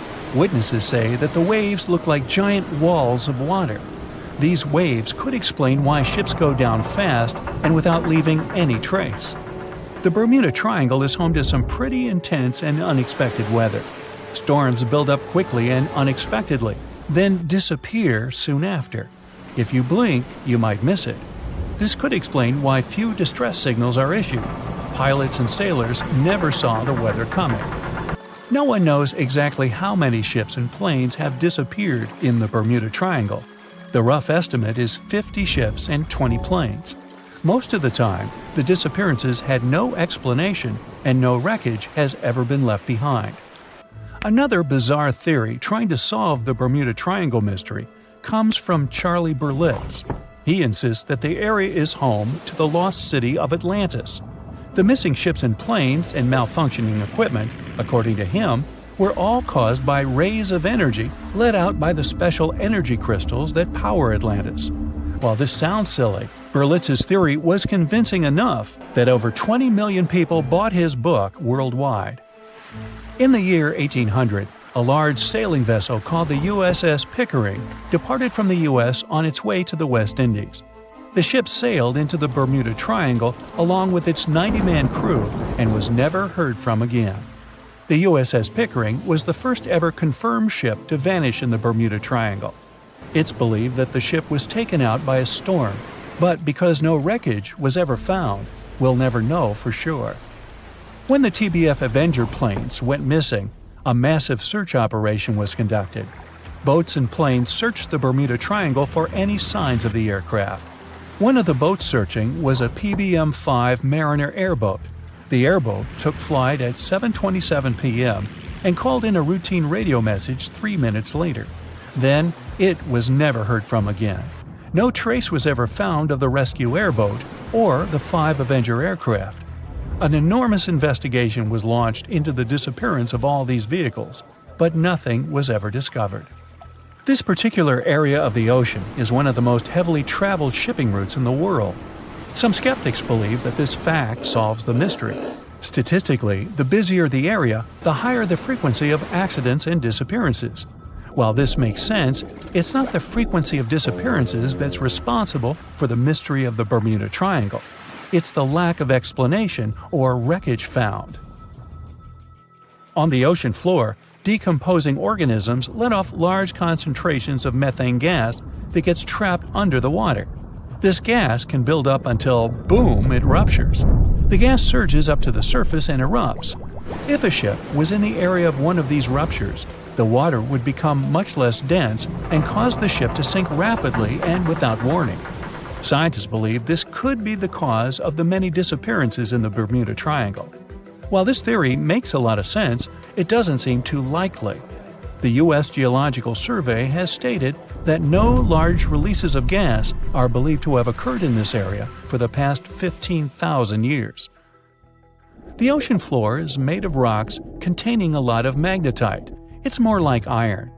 Magnetic fields react to high concentrations of magnetite on the ocean floor, which may start a sort of conflict between the two. It can often lead to various weather anomalies and, as a result, navigation issues. And, naturally, any changes in the ocean floor or the Earth's magnetic fields influence the Bermuda Triangle a lot. Since the magnetic field is constantly moving, it might be also taking the Bermuda Triangle with it. Now that people know where the triangle is, it's easy to avoid it. It supposedly moves eastward together with the magnetic poles, but scientists still can't answer where exactly it will be in a couple of years. Some people blame all the disasters on the extraterrestrial paranormal activity. Others suppose it's all about raging natural phenomena. There's another triangle in Lake Michigan. Just like the one near Bermuda, the Michigan Triangle got its shady reputation for some disappearances. The first recorded one dates back to 1679. A large vessel, one of the largest of that time, set out on an expedition, yet once it got in the sinister triangle, it never came back. Much later, an aircraft disappeared in this triangle. The skies are usually very clear there, but back in 1883, some people witnessed abnormal things in the area. Some claim to have seen large blocks of ice falling from the skies, and the crew even managed to save one as hard proof. Meanwhile, the Pacific Ocean Mystery Area is another sinister triangle. Off the south coast of Japan, not far away from Tokyo, there's a sea where plenty of ships met their doom, disappearing without a trace in these waters. They call it the Devil's Triangle. Some scientists believe the cause of anomalies is the environmental changes. Also, there's a really high concentration of methane hydrates on the bottom of the ocean in the Pacific Triangle area. You're deviating from your original course and sailing in the wrong direction. There's the Caribbean Sea near the triangle, peppered with small islands. The seafloor here isn't deep. The ship can get in shallow waters. And now the ship is stuck on a shoal, and you have no idea where you are. If this were the 21st century, the ship's captain would be able to reach the shore using GPS and other modern navigation.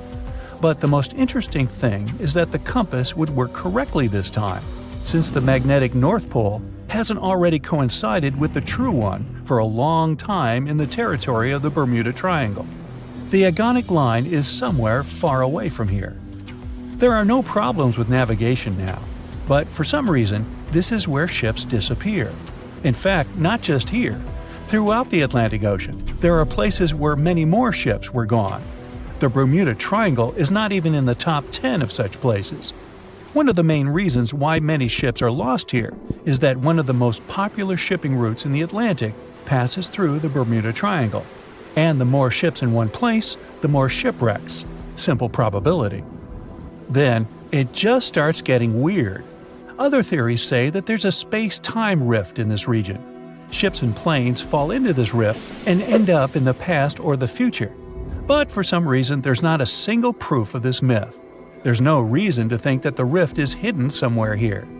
The base of an extraterrestrial civilization is located in the Bermuda Triangle. Visitors from other galaxies steal sea vessels along with the crew, so no one finds the wreckage of the ships.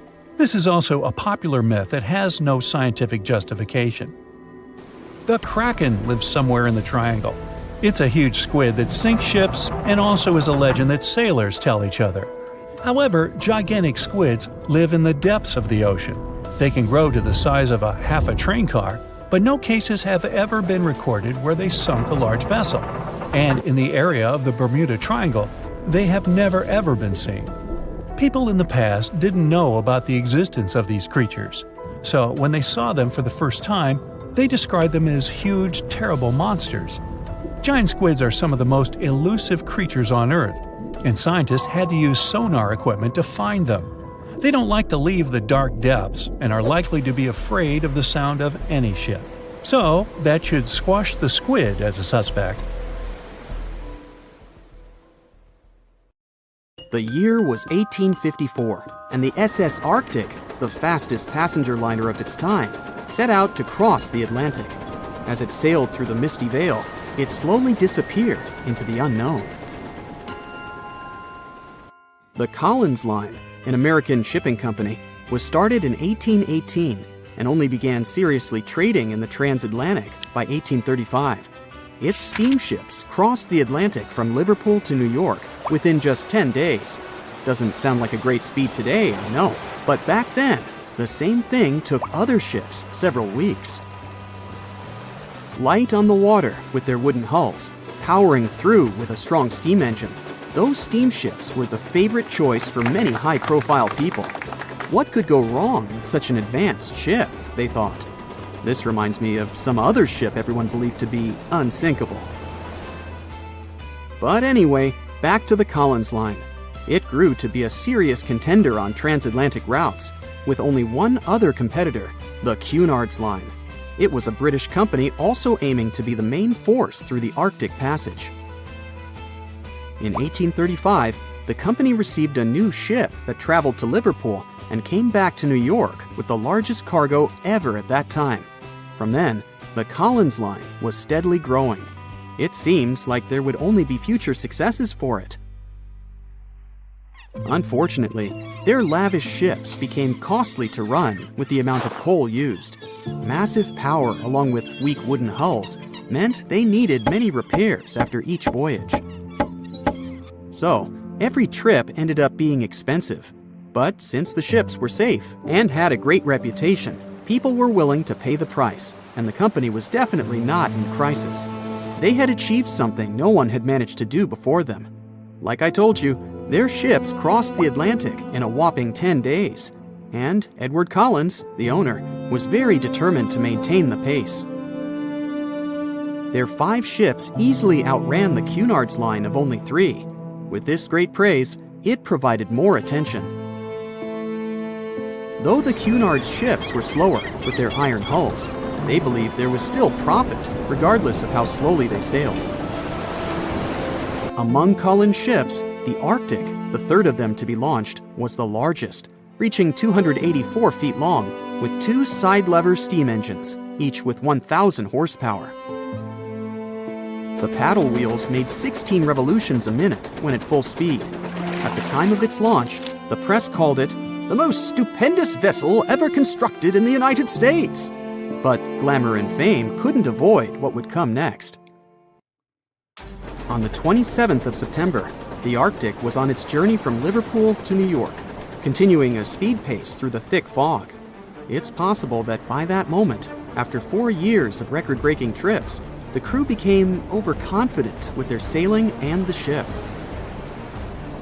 Going only 50 miles from Newfoundland, they carelessly continued through the fog with no radio contact, sonar, or any other form of identifying objects, equipped only with Morse code. A smaller ship, the SS Vesta, which operated as a fishing vessel, often worked around Newfoundland. It was passing through the same path as the Arctic and crashed into its side. Shocked by the collision, the captain of the Arctic offered help to the much smaller Vesta, but it was soon clear that the damage that seemed minor on the Arctic was far worse. Beneath the waterline, a hole was letting water into the hull. The cost of the much faster wooden hull now seemed less valuable. They steered toward land, trying to plug the holes, but they weren't doing so well, and the seawater continued to pour in, filling up higher and pushing the ship down. And finally, once the engine room was full, it put out the boilers, taking away the massive power the Arctic was once legendary for. They moved slowly until coming to a complete stop. The ship continued to sink, and the order was to abandon it.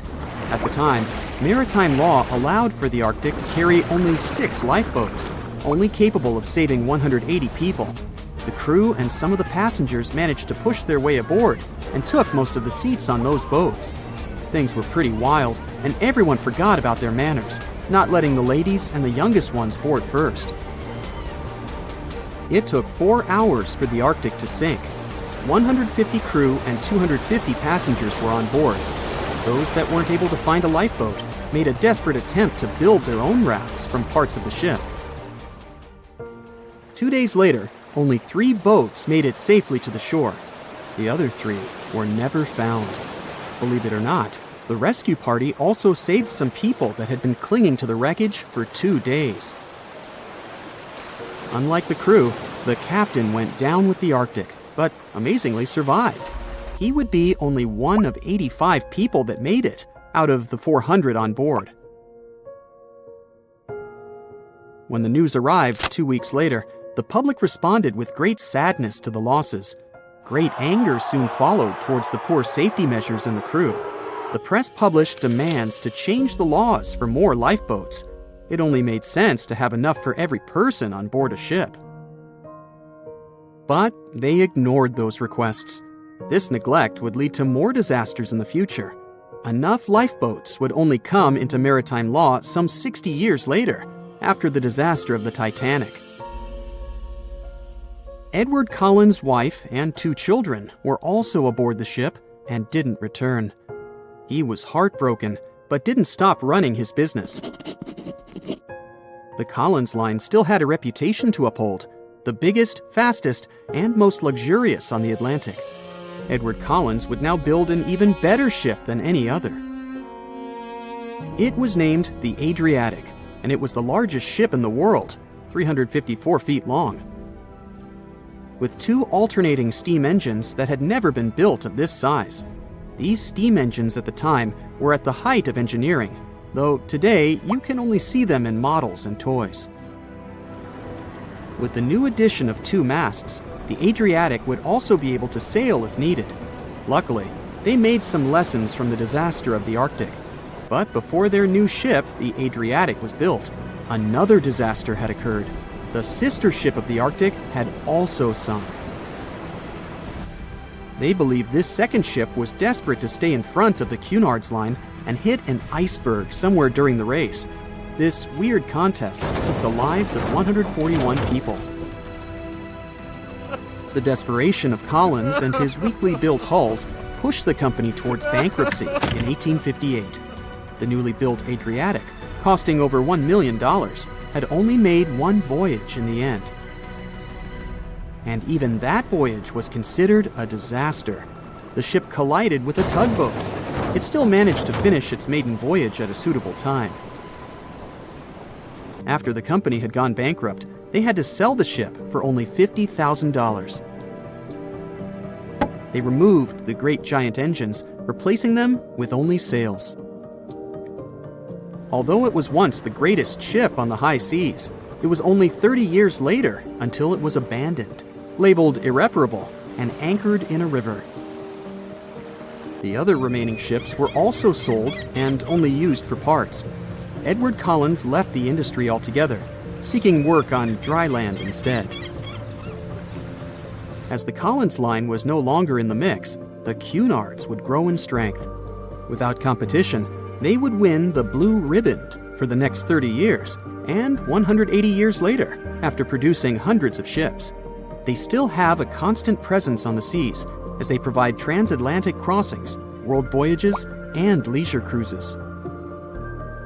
To this day, the Cunard line is the only one to run ships between Europe and America, and it's great proof that it's not always the fastest that's the best.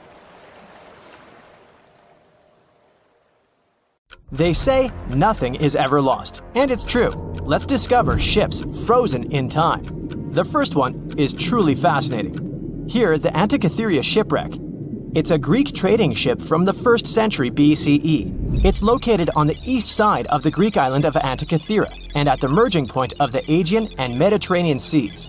Around 2,000 years later, in 1900, a group of Greek sponge divers discovered the wreck. They were going to Tunisia, yet they were forced to find shelter from a storm on a nearby island.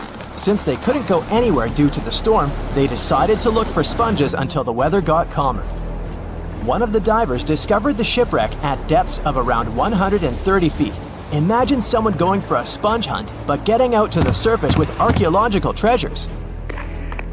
The captain of the sponge boat talked to the Greek officials about what they had found. The officials sent 2 ships to the wreckage. The salvage operation was successful, and discoveries are now in Greece's National Archaeological Museum in Athens. The findings included 3 life-sized marble horses, jewelry, coins, and hundreds of works of art, including a 7-foot-tall Colossus statue of Hercules. Among these treasures, Antikythera ephebe, a bronze statue of a young man, caught more attention. Because the ephebe doesn't comply with any familiar iconographic model, and there are no known copies of his type, he held a spherical object in his hand. Scholars have different theories of who that person could be, but they are not in a consensus yet. More than 70 years later, Jacques-Yves Cousteau and his team went to the area and recovered hundreds more artifacts and the remains of 4 people. Interestingly, they discovered a complex set of interlocking gears, capable of predicting the movement of the sun, moon, and several planets. The mechanism can also show the times of solar and lunar eclipses years into the future. Think of this Antikythera mechanism as an early computer calendar, to plan significant events like agricultural activities, religious rituals, and Olympic Games. These artifacts found in the Antikythera wreckage are some of the most important findings in modern archaeology. Just the Antikythera mechanism itself has changed our perception of the limits of ancient technology. The mechanism has a sophisticated design and was made over 1,000 years ago. After all these amazing discoveries, experts believe that the wreckage site has remained largely unexplored and is mostly because of its location and the landscape of the seafloor on which the ship rests. The wreck is too deep for scuba divers but too shallow to use something like a submersible. A survey made on the seafloor in 2012 showed evidence of a second wreck about 800 feet to the south. It's clear that this area has a lot to offer humanity. What would happen if those sponge hunters didn't go to the area? Scientists found a shipwreck in Antarctica at the bottom of the Weddell Sea. 107 years after it sank. The name of the ship was Endurance, and it was the lost vessel of Antarctic explorer Sir Ernest Shackleton. Scientists who laid eyes on it decades later say it is among the greatest undiscovered shipwrecks ever. That is why they filmed the whole discovery. The video shows the remains of the Endurance and proves it is still in remarkable condition. It has been sitting in 10,000 feet of water for over a century, yet it looks like it sank very recently. So the story goes like this. The ship was crushed by ice and sank in 1915. Shackleton and his crewmates had to escape by themselves in small lifeboats. From then on, it was all about survival. Shackleton imagined to get his crew to safety. Then, the ship sank. Yes, this is a pretty impressive story. But why did scientists prize this ship? Firstly, Shackleton's Imperial Trans-Antarctic Expedition sailed to make the first land crossing of Antarctica. Yes, the crew was trapped in ice, but the intention was important. Secondly, it's about the challenge itself of finding the shipwreck. The Weddell Sea is almost always covered in thick sea ice. You know, the same ice that made the Endurance sink. Getting near the presumed sinking location is super hard, let alone being able to conduct research. Experts of the modern expedition team foresaw the time when the lowest extent of Antarctic sea ice would come using satellite images. They realized that the weather was in their favor to start an expedition. Dr. John Shears said that they have successfully completed the world's most difficult shipwreck search, fighting against constantly shifting sea ice, blizzards, and temperatures decreasing to -0.4 degrees Fahrenheit. Yeesh, I can't imagine the worst conditions in Antarctica if these conditions are in their favor. Lastly, look at this. It's timbers. They're very much intact. Plus, you can read the ship's name. It's still visible. Marine archaeologist Menson Bound says that this is the finest wooden shipwreck he has ever discovered. He has 50 years of career experience, so I believe the guy. So how come the wood is not rotten? Dr. Michelle Taylor, a deep-sea polar biologist, said that there has been little wood deterioration because the wood-munching animals are not in this forest-free region of Antarctica. Workers of a coal mine in East Serbia discovered 3 shipwrecks that had been there for at least 1,300 years. The largest shipwreck is an ancient Roman fleet. It's around 50 feet long with a flat bottom. It's estimated that the ship could carry a crew of 30 to 35 people. Looking at its hull, you can see the marks of repairs. Wow, this one had a lengthy career. You know, it gives us insight into more than 1,000 years ago. The 2 smaller vessels, on the other hand, match descriptions of boats used by Slavic groups to attack the Roman frontier. These 2 have been discovered under mud and clay in an ancient riverbed. Apparently, in those times, there was a Roman base in a place called Viminacium City. Interestingly, Viminacium was a provincial capital with an estimated 40,000 inhabitants in the 4th century CE. For comparison, it was even larger than Pompeii. The Kostelach coal mine is a center of hidden gems. Archaeologists had found evidence of ancient human and animal activity here before. For instance, in 2012, experts found bones of at least 5 woolly mammoths, which went extinct about 10,000 years ago. Canadian archaeologists found a ship 150 years after it went missing in the Canadian Arctic waters. This merchant ship is called HMS Investigator. It was purchased in 1848 to search for the explorer Sir John Franklin's ship that got lost in the Northwest Passage expedition. So, HMS Investigator left Britain in 1850 for this rescue operation. The expedition crew, captained by Robert McClure, sailed the Investigator into the water. He realized that he was in the final leg of the Northwest Passage, the sea route across North America. But before he could sail into the Beaufort Sea, the 122-ton ship itself got stuck in the thick ice. The crew spent the winter over the Prince of Wales Strait. The following summer, McClure tried again to sail to the end of the passage, but the ice blocked his way once more. Here, too, the crew was forced to leave the ship. He steered the crew into the Bay of Mercy. There, they were to remain until 1853 when the crew of the HMS Resolute rescued them.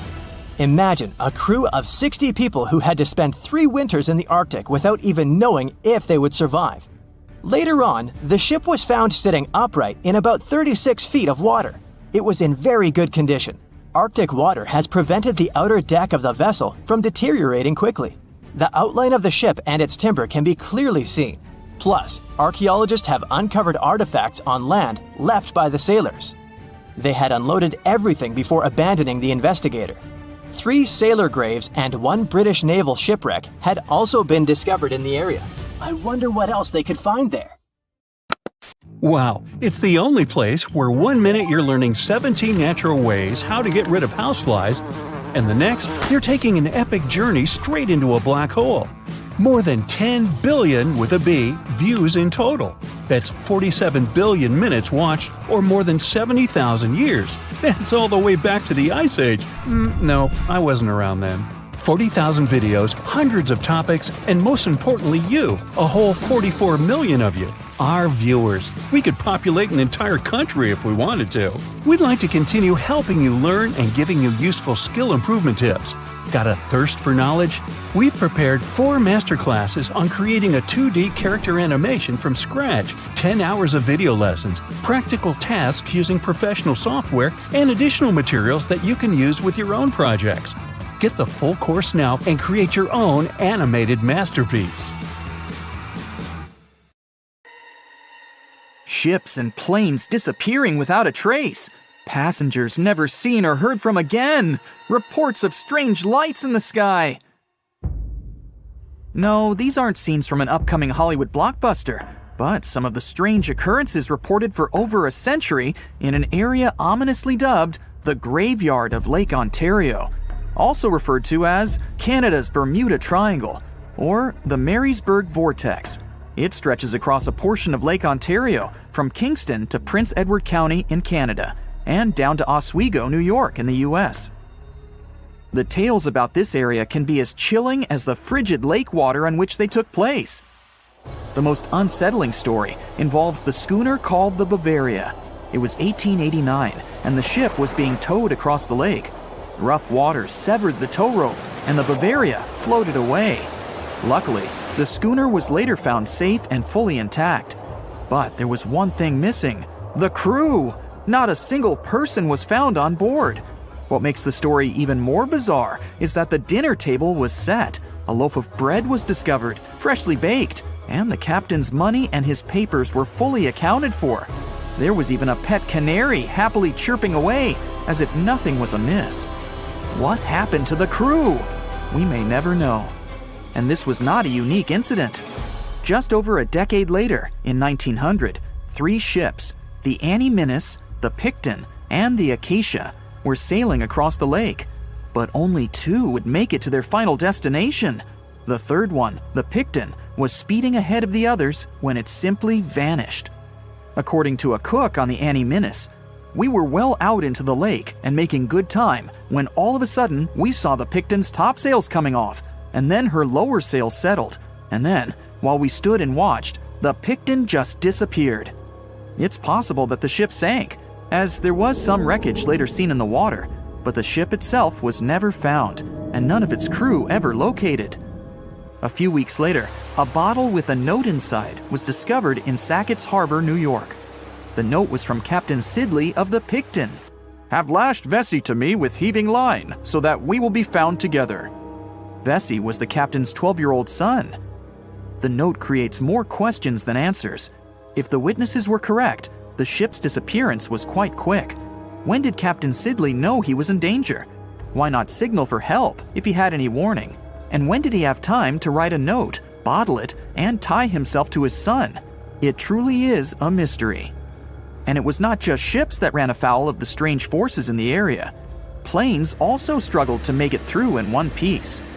In 1975, Ron Scott flew out from the Picton Airport in his Cessna 172.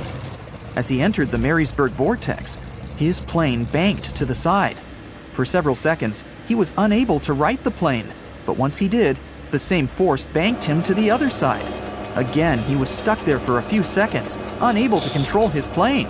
A skilled pilot, he had never experienced anything like it before.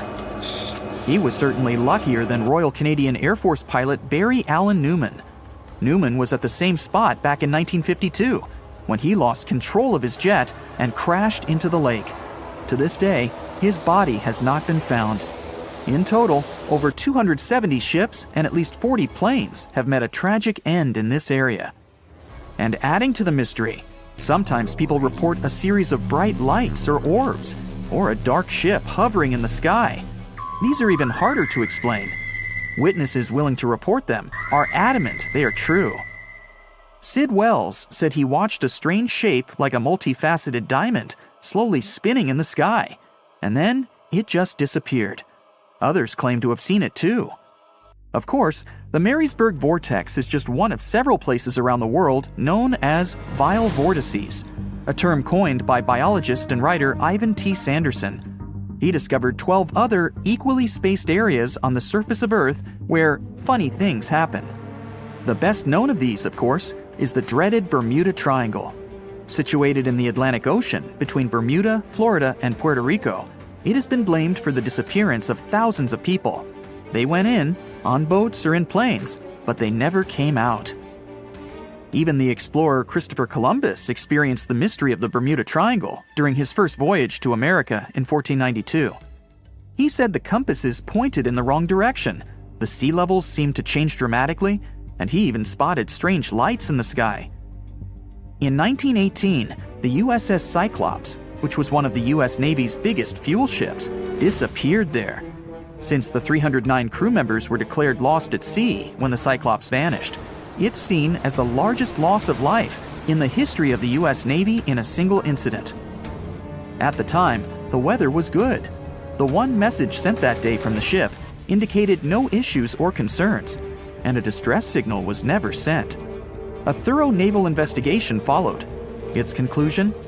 Many theories have been advanced, but none that satisfactorily accounts for the ship's disappearance. In other words, the investigators were stumped. There's also the Dragon's Triangle, located in the Pacific Ocean. The most disturbing story involves a group of Japanese vessels that disappeared in the 1950s.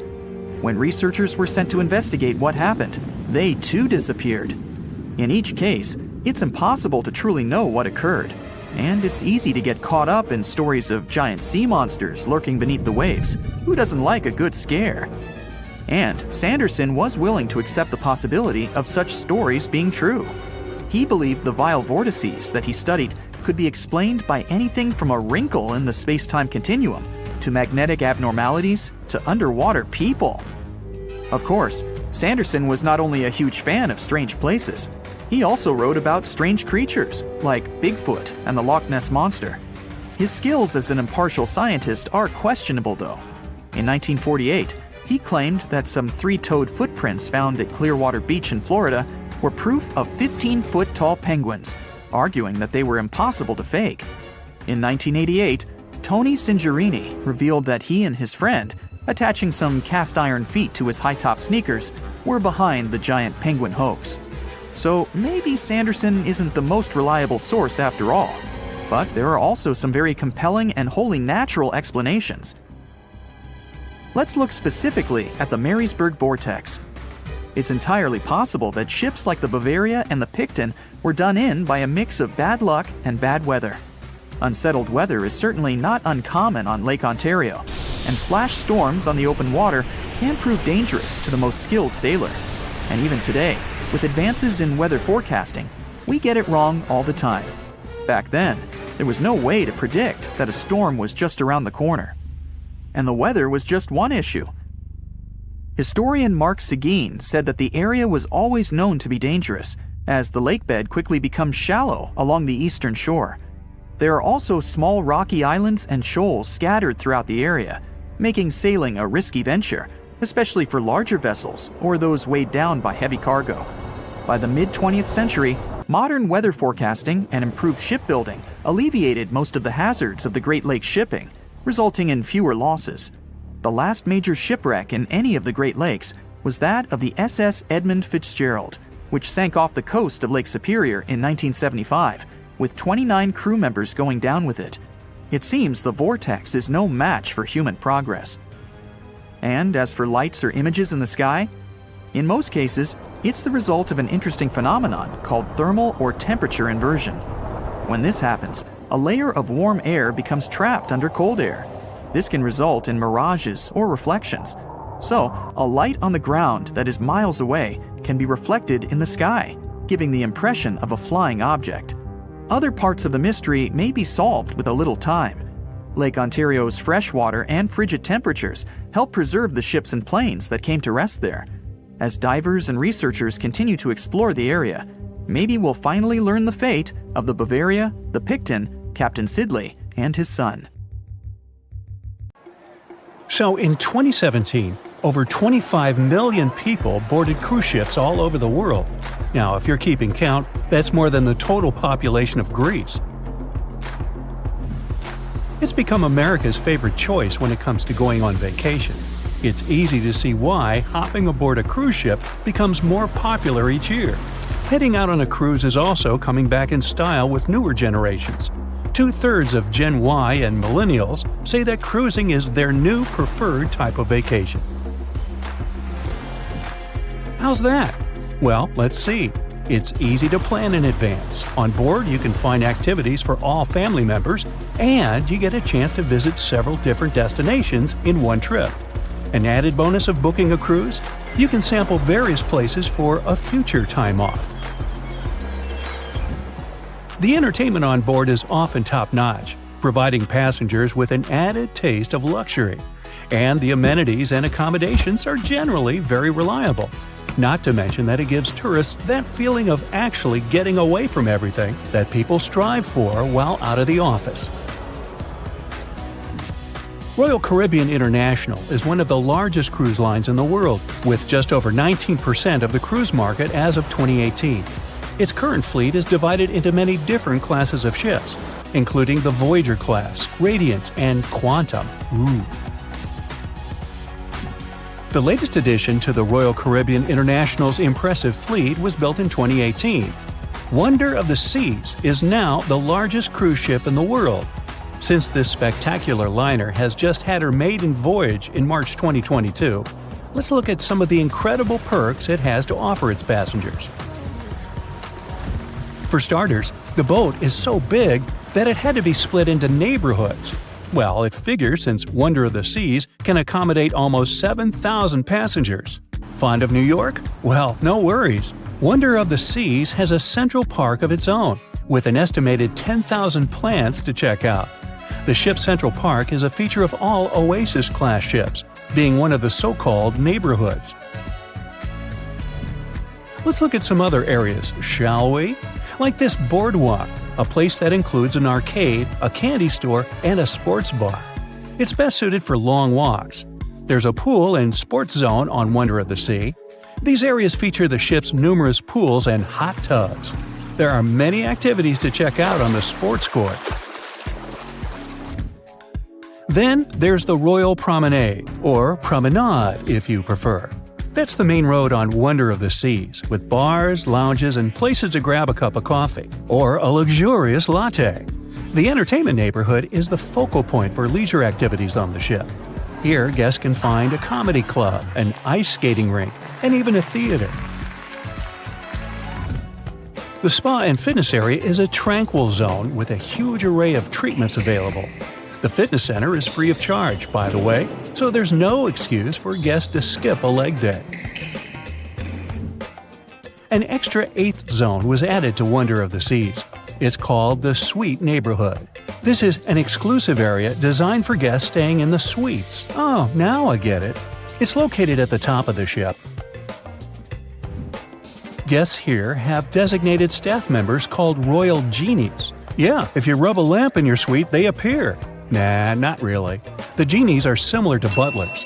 They can cater to just a few cabins.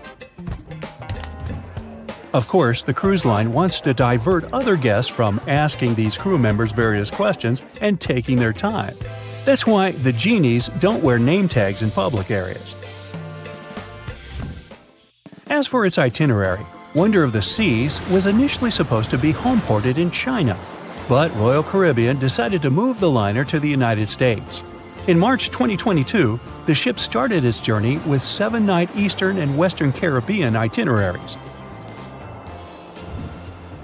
In May 2022, Wonder of the Seas is scheduled for a trip to Europe, with Western Mediterranean cruises from Barcelona and Rome planned for its guests. Passengers will also be able to visit Palma de Mallorca, Spain, and Capri, Italy.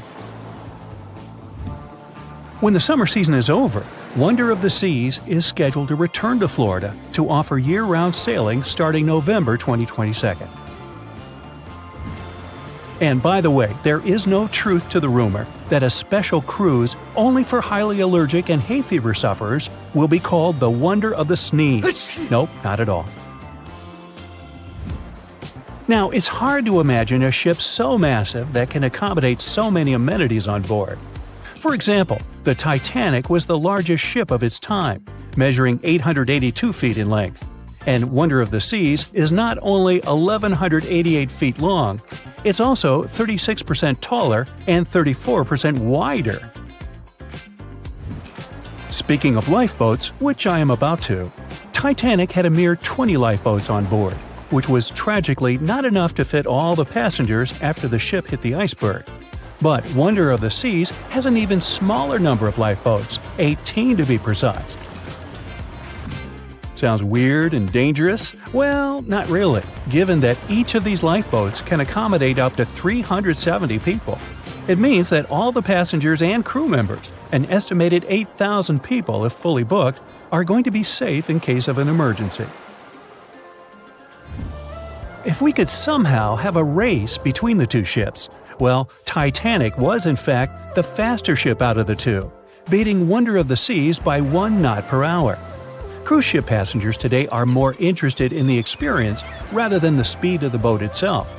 That's why how fast a ship can travel is not an extremely important aspect nowadays. In terms of costs, Titanic cost around $7.5 million at the time of its construction. It's the equivalent of about $200 million today. How about Wonder of the Seas? Well, it cost a staggering $1.35 billion to build, making it 6 times more expensive than the Titanic. How about we compare ticket prices? Well, in this case, the least expensive ticket on Titanic was £7. It's about $1,000 today. The cheapest ticket on Wonder of the Seas is currently $423, but prices may vary depending on the location, season, itinerary, and how much you tip your royal genie. And I know you were going to ask, how about icebergs? Well, Titanic steamed in the frigid North Atlantic, where you had to be on the lookout for those. Wonder of the Seas will be cruising the balmy Caribbean, where the worst thing you can hit on is 17 and blackjack. Oops, busted. Anyway, set side by side with its other sisters from the Royal Caribbean Fleet, Wonder of the Seas is equally as impressive. The company's earliest ships could host about 2,500 people. This included passengers and the staff. Such ships were Splendor of the Seas, Legend of the Seas, and the smallest of them all, Thumbelina of the Seas. No, wait, that should be Empress of the Seas. Oops, my bad. The largest ships in the company's fleet can now house about 9,000 people altogether. That's almost 3 times the size and capacity of the earlier liners. Wonder of the Seas is one of them, as well as Harmony of the Seas and Symphony of the Seas. Are you seeing a pattern here? Yup, if you ever encounter a ship with Of the Seas in its name, it's safe to assume it belongs to Royal Caribbean. But if it's a can of tuna, it might actually be Chicken of the Sea. Hey, I like tuna. Now, choosing between cruise ships based on their size is like wondering if you should visit your local museum or the Louvre in Paris. It all depends on your preferences. Some families prefer small settings. Others are fan of large spaces that can provide everything they need. Historically, it's equally as exciting how far we've come in terms of maritime transportation. The SS Royal William, for example, was the first boat to ever make a transatlantic voyage almost entirely steam-powered in 1833. And it was a mere 160 feet long and could house roughly 155 passengers. And if the seas were calm, then they were housed less roughly. Similarly, the first modern megaship in the world was the MS Sovereign of the Seas. Launched in 1987, it was only 888 feet long and could carry a little under 3,000 passengers. size and capacity are not the single improvements added to newer cruise ships out there. Recent technological developments in artificial intelligence and facial recognition have allowed cruise operators to ensure faster, smoother boarding for passengers.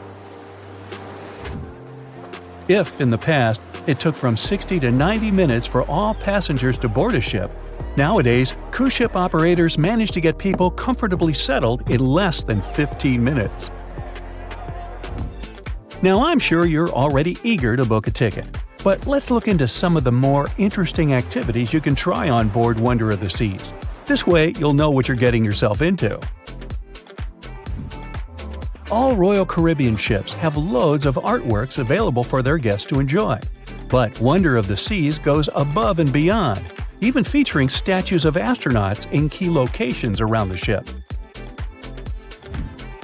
You'll find the first astronaut looking through the glass at the promenade, while a second one is busy rock climbing at the boardwalk. The third and last astronaut is more of a movie fan. This statue can be found near the movie screen sitting area. Going astronaut sightseeing is proving to be quite the experience among guests. In the areas with no access to sunlight, Wonder of the Seas features virtual balconies. In case of bad weather, guests can still have a feeling of the outdoors, but without having to hide from wind or rain. Teenagers have a place of their own reserved on the ship. There's a special club with a private hot tub, selfie area, games, and comfortable seating. The inside part of this club features a vending machine, an interesting collection of literature, and tables for foosball. Well, sign me up! Ships have been around for at least 6,000 years, dating back to ancient Egypt. In the beginning, they were used for trading and exploring. Ships as an attraction became a thing only a bit over 100 years ago, but the first cruise ship wasn't the infamous Titanic as you might think. The first cruise ship that took passengers on a voyage was a German ship called Prinzessin Victoria Louise back in 1900, and it served for 6 years. Modern ships are of course more advanced, but they still have a limited lifespan. They usually serve for about 30 years. A ship much older than that isn't considered safe and stable anymore due to the metal fatigue, most often of the ship's hull. After ships finish their lifespan, they retire and get sent to a shipyard, where they get scrapped. Most famous and beloved ships have a better fate. They get turned into hotels and attractions. Since ships are extremely expensive to build, no wonder that they are so huge, often as long as 3 football fields and as tall as 20-story building. The companies want to accommodate as many passengers as possible, because it means better profits. Also, cruise ship cabins are built separately from the ship, because otherwise there wouldn't be enough space for the construction. They're added to the vessel already in the shipyard, where the ship is put together. Quite often, different parts of the ship are even built by different companies. Voyages are fun, but if you need to get somewhere fast, cruise ships shouldn't be your first choice, because they are very slow. On average, they travel at the speed of just 23 miles per hour. Ships travel way slower than cars and planes, because they move huge amounts of water. Move on the ground and you're fast. Now step in a swimming pool and try to run there. It'll be way harder for you to do, and you'll be way slower, barely moving through. Now keep in mind that you are much smaller than a ship. As we've seen, ships are massive. When you put something in the water, it displaces the amount of water that is equivalent to its weight. So a ship displaces thousands of tons of water and then pushes through it. That's why they are slow. Such huge ships sure have big anchors. An average anchor weighs like 4 grown-up elephants. The crew members try to avoid dropping the anchor when it's possible, because such a massive thing can severely harm the ecosystems at the bottom of the sea. When boarding a ship, the first thing we have to notice is lifeboats. The Titanic was designed to carry 64 lifeboats, but it only had 20 of them. The rest is history, but ever since what happened to the Titanic, ships are required to have safety equipment to accommodate 125% of the people on the ship. So, it's even more than required, just to be on a safe side. But here is the story. In 1915, 3 years after the Titanic sank, a cruise ship called SS Eastland, which was loaded with extra lifeboats and rafts, sank under the heavy weight of all that extra equipment. But don't worry, it never happened again. Even though modern cruise ships are very safe, it's good to be prepared. So let's take a look inside one of those lifeboats. Firstly, they are orange in color, and it's not just some orange. This one has a special name, International Bright Orange. Of course, there is a good reason to use it, better visibility. If we take a look at the color wheel, orange is the exact opposite of blue, meaning that it's most contrasting to it. So, in between the sea and the sky, which usually appear blue, an orange boat will be the most visible. Life jackets and life preservers are orange for the same reason, as you might have guessed. But International Bright Orange only became a requirement in 1962. Before that, the life jackets were mostly white. For example, look at those life jackets. These are the ones that were used by the passengers on the Titanic. But white isn't a good choice at all. It's particularly hard to spot a white life jacket and a white lifeboat on a white-capped sea. All the equipment inside the lifeboats must meet international requirements and must be kept in good condition. So, the crew members are required to do maintenance every 3 months to avoid any rupture and damage of the lifeboats and everything in them. Firstly, there is a fresh water and food ration, for obvious reasons. Then there is a portable compass, which helps determine the direction in which to steer it. The next thing is a signaling mirror. It's a device that allows the light to attract the attention of passing ships. A less expected thing inside is an embarkation ladder, a rope ladder with wooden or metal steps that are used to ascend or descend from one ship to another. And finally, there is a first aid kit. All cruise ships pick up stranded sailors and fishermen, and that happens quite often. So don't be surprised if your cruise ship stops in the middle of the sea to pick someone up. It's common practice. Ships can even change their course to pick up some stranded sailors if they get a distress call. Have you noticed that all ships, both cruise ships and container ships, always have the bottom of the hull painted red? Yes, it's a thing. In early times, when ships were mostly made of wood, sailors were painting the hulls with copper paint, because it was protecting the vessel from wood-eating worms, barnacles, and seaweed. The copper was the ingredient that was giving the paint that color. All this muck wasn't only impairing the vessel's structure, but was also increasing the drag, preventing the ships from moving as fast as they could have. So, protective paint is important to reduce the number of barnacles that get accumulated. These days, of course, hull-protecting ingredients can be added to any kind of paint, and there is no practical need to paint the bottom of the hull red, but it's still being done to honor the old tradition.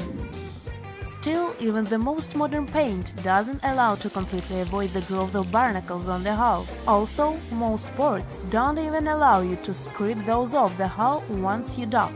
That's because the ships that arrive from faraway waters can bring along non-native species of seaweed and other organisms which can severely harm the local ecosystem.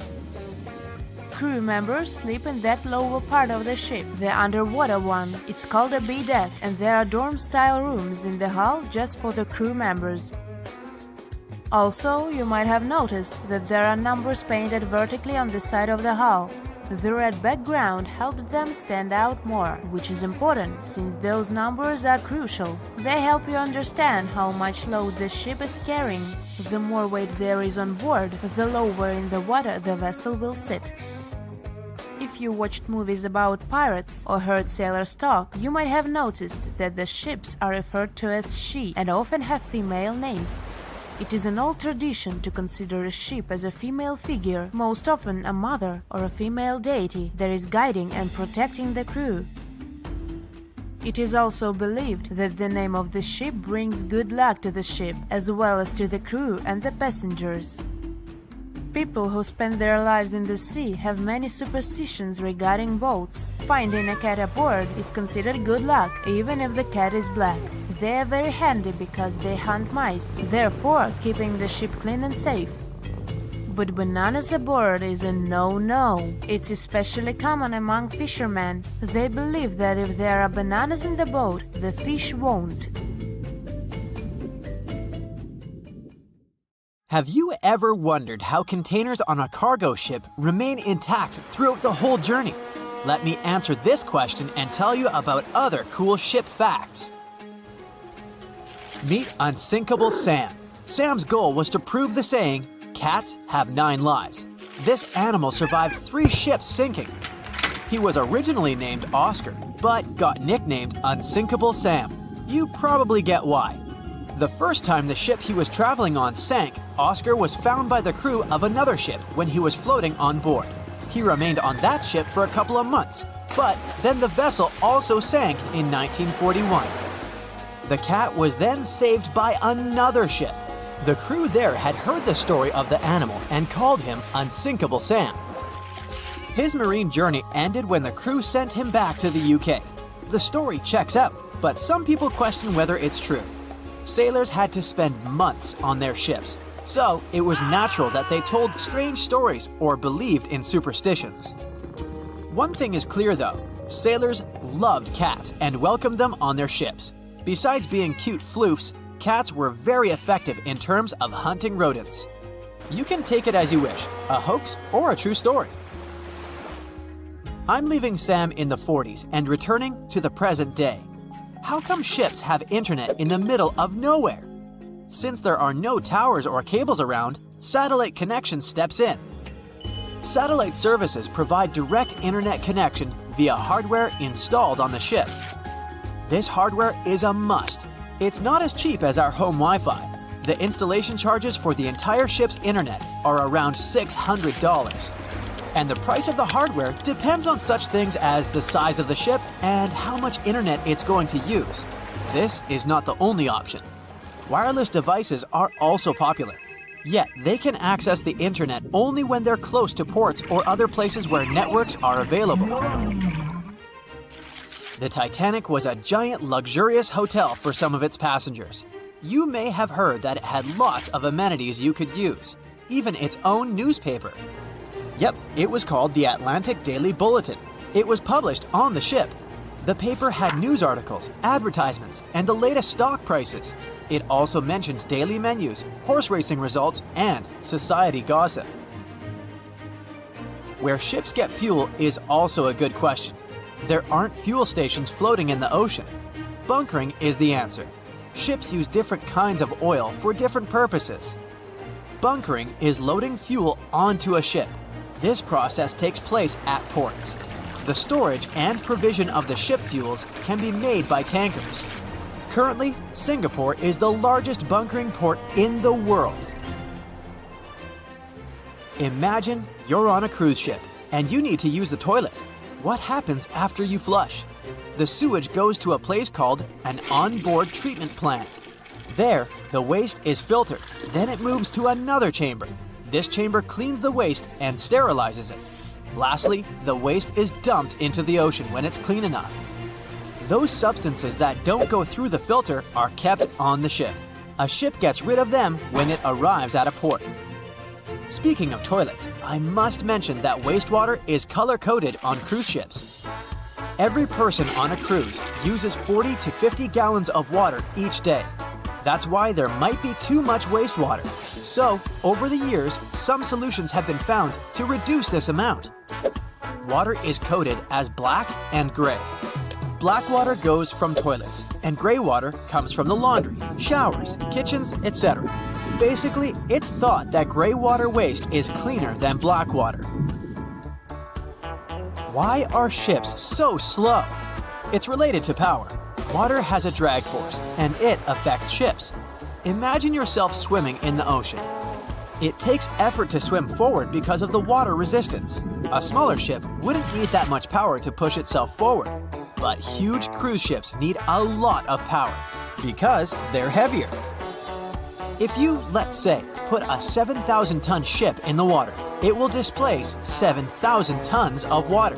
When such a ship goes forward, it pushes some of the displaced water ahead of itself.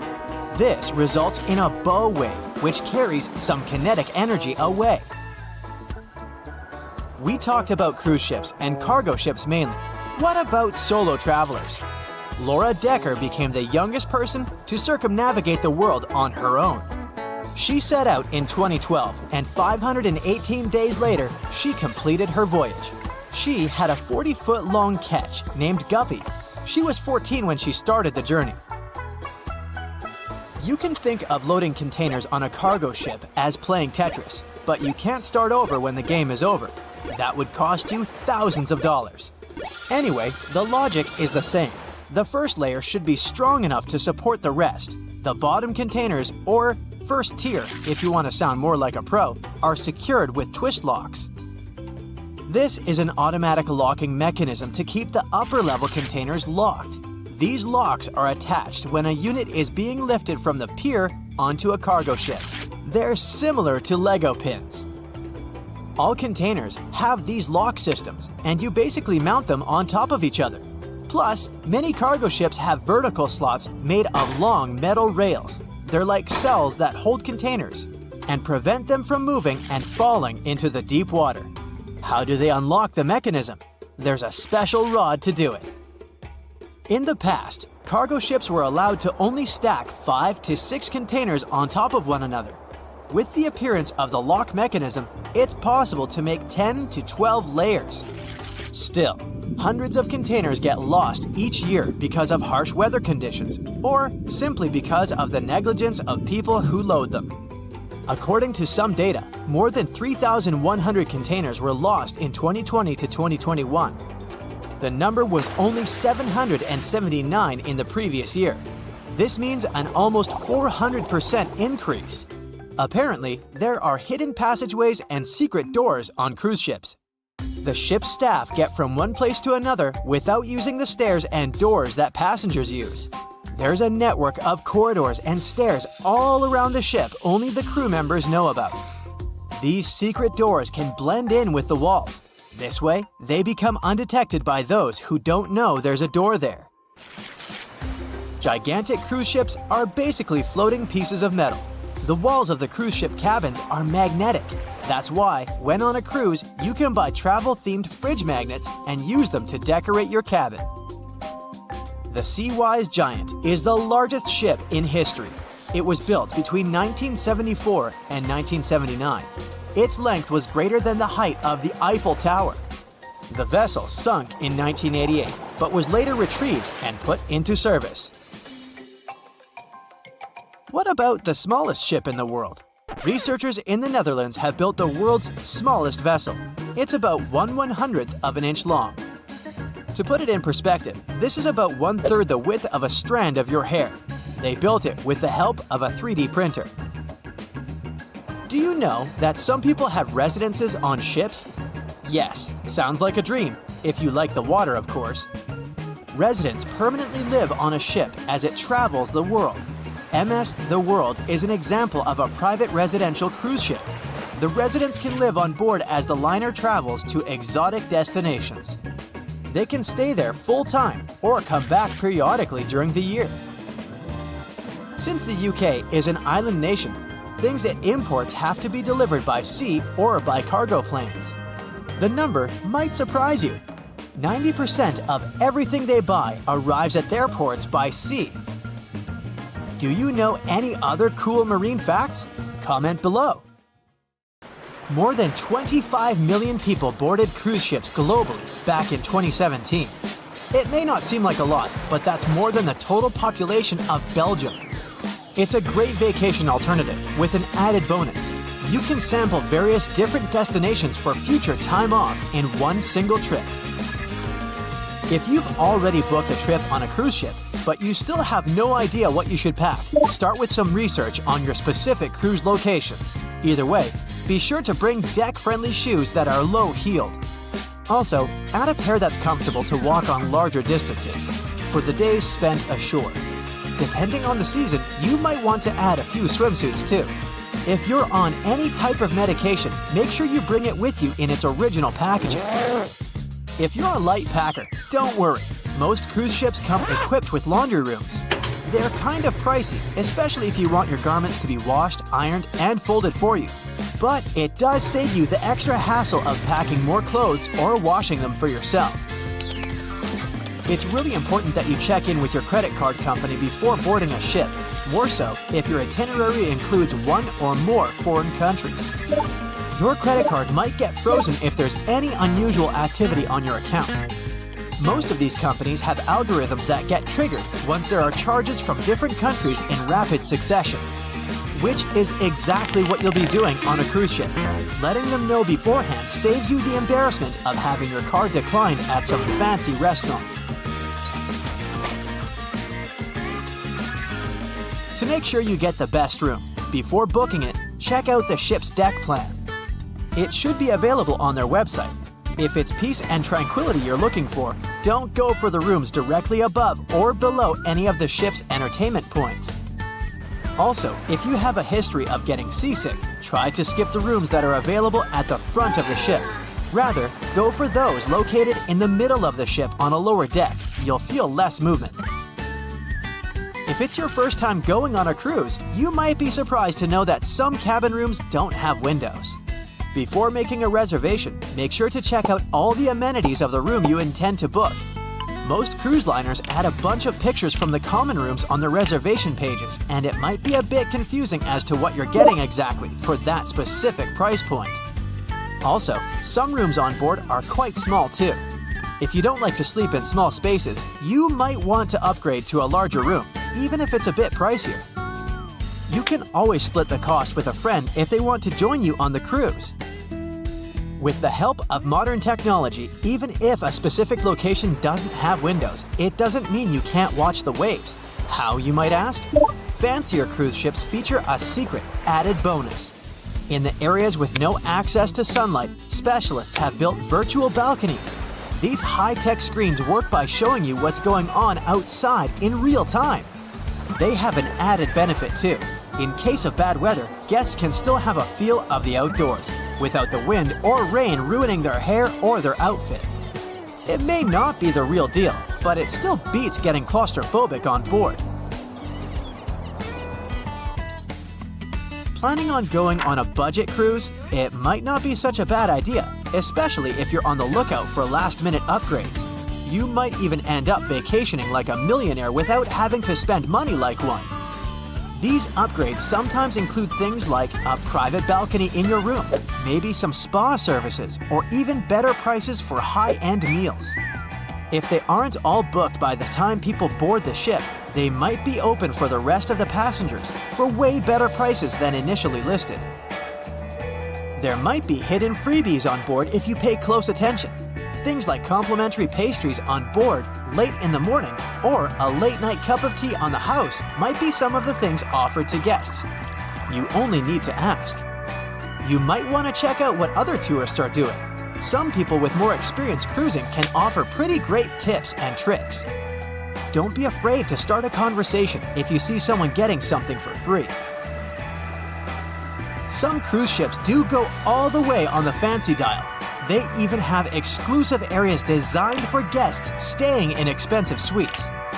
Most of the time, they're located at the top of the ship. On one particular cruise, these types of guests have designated staff members called Royal Genies, which are similar to butlers. They can cater to just a few cabins. Since the cruise line wants to divert other guests from asking them various questions, which will take time away from their assigned guests, the genies do not wear a name tag in public areas. Most common areas of cruise ships do require travelers to follow a dress code, but if you do your research in advance, you might find that some areas are more relaxed when it comes to what people need to wear. Most cruise ships require people to adhere to smart attire, which means pants with a collared shirt for men, or blouses and skirts, dresses, or stylish pants for the ladies. As for the travel destinations, be sure to research the ports you're about to visit in advance. You'll know what to wear, what the weather will be, and if you need to pack anything else, like an umbrella, or a beach towel. Stops on cruises only last for a few hours in most cases, so you'll want to get the most out of them.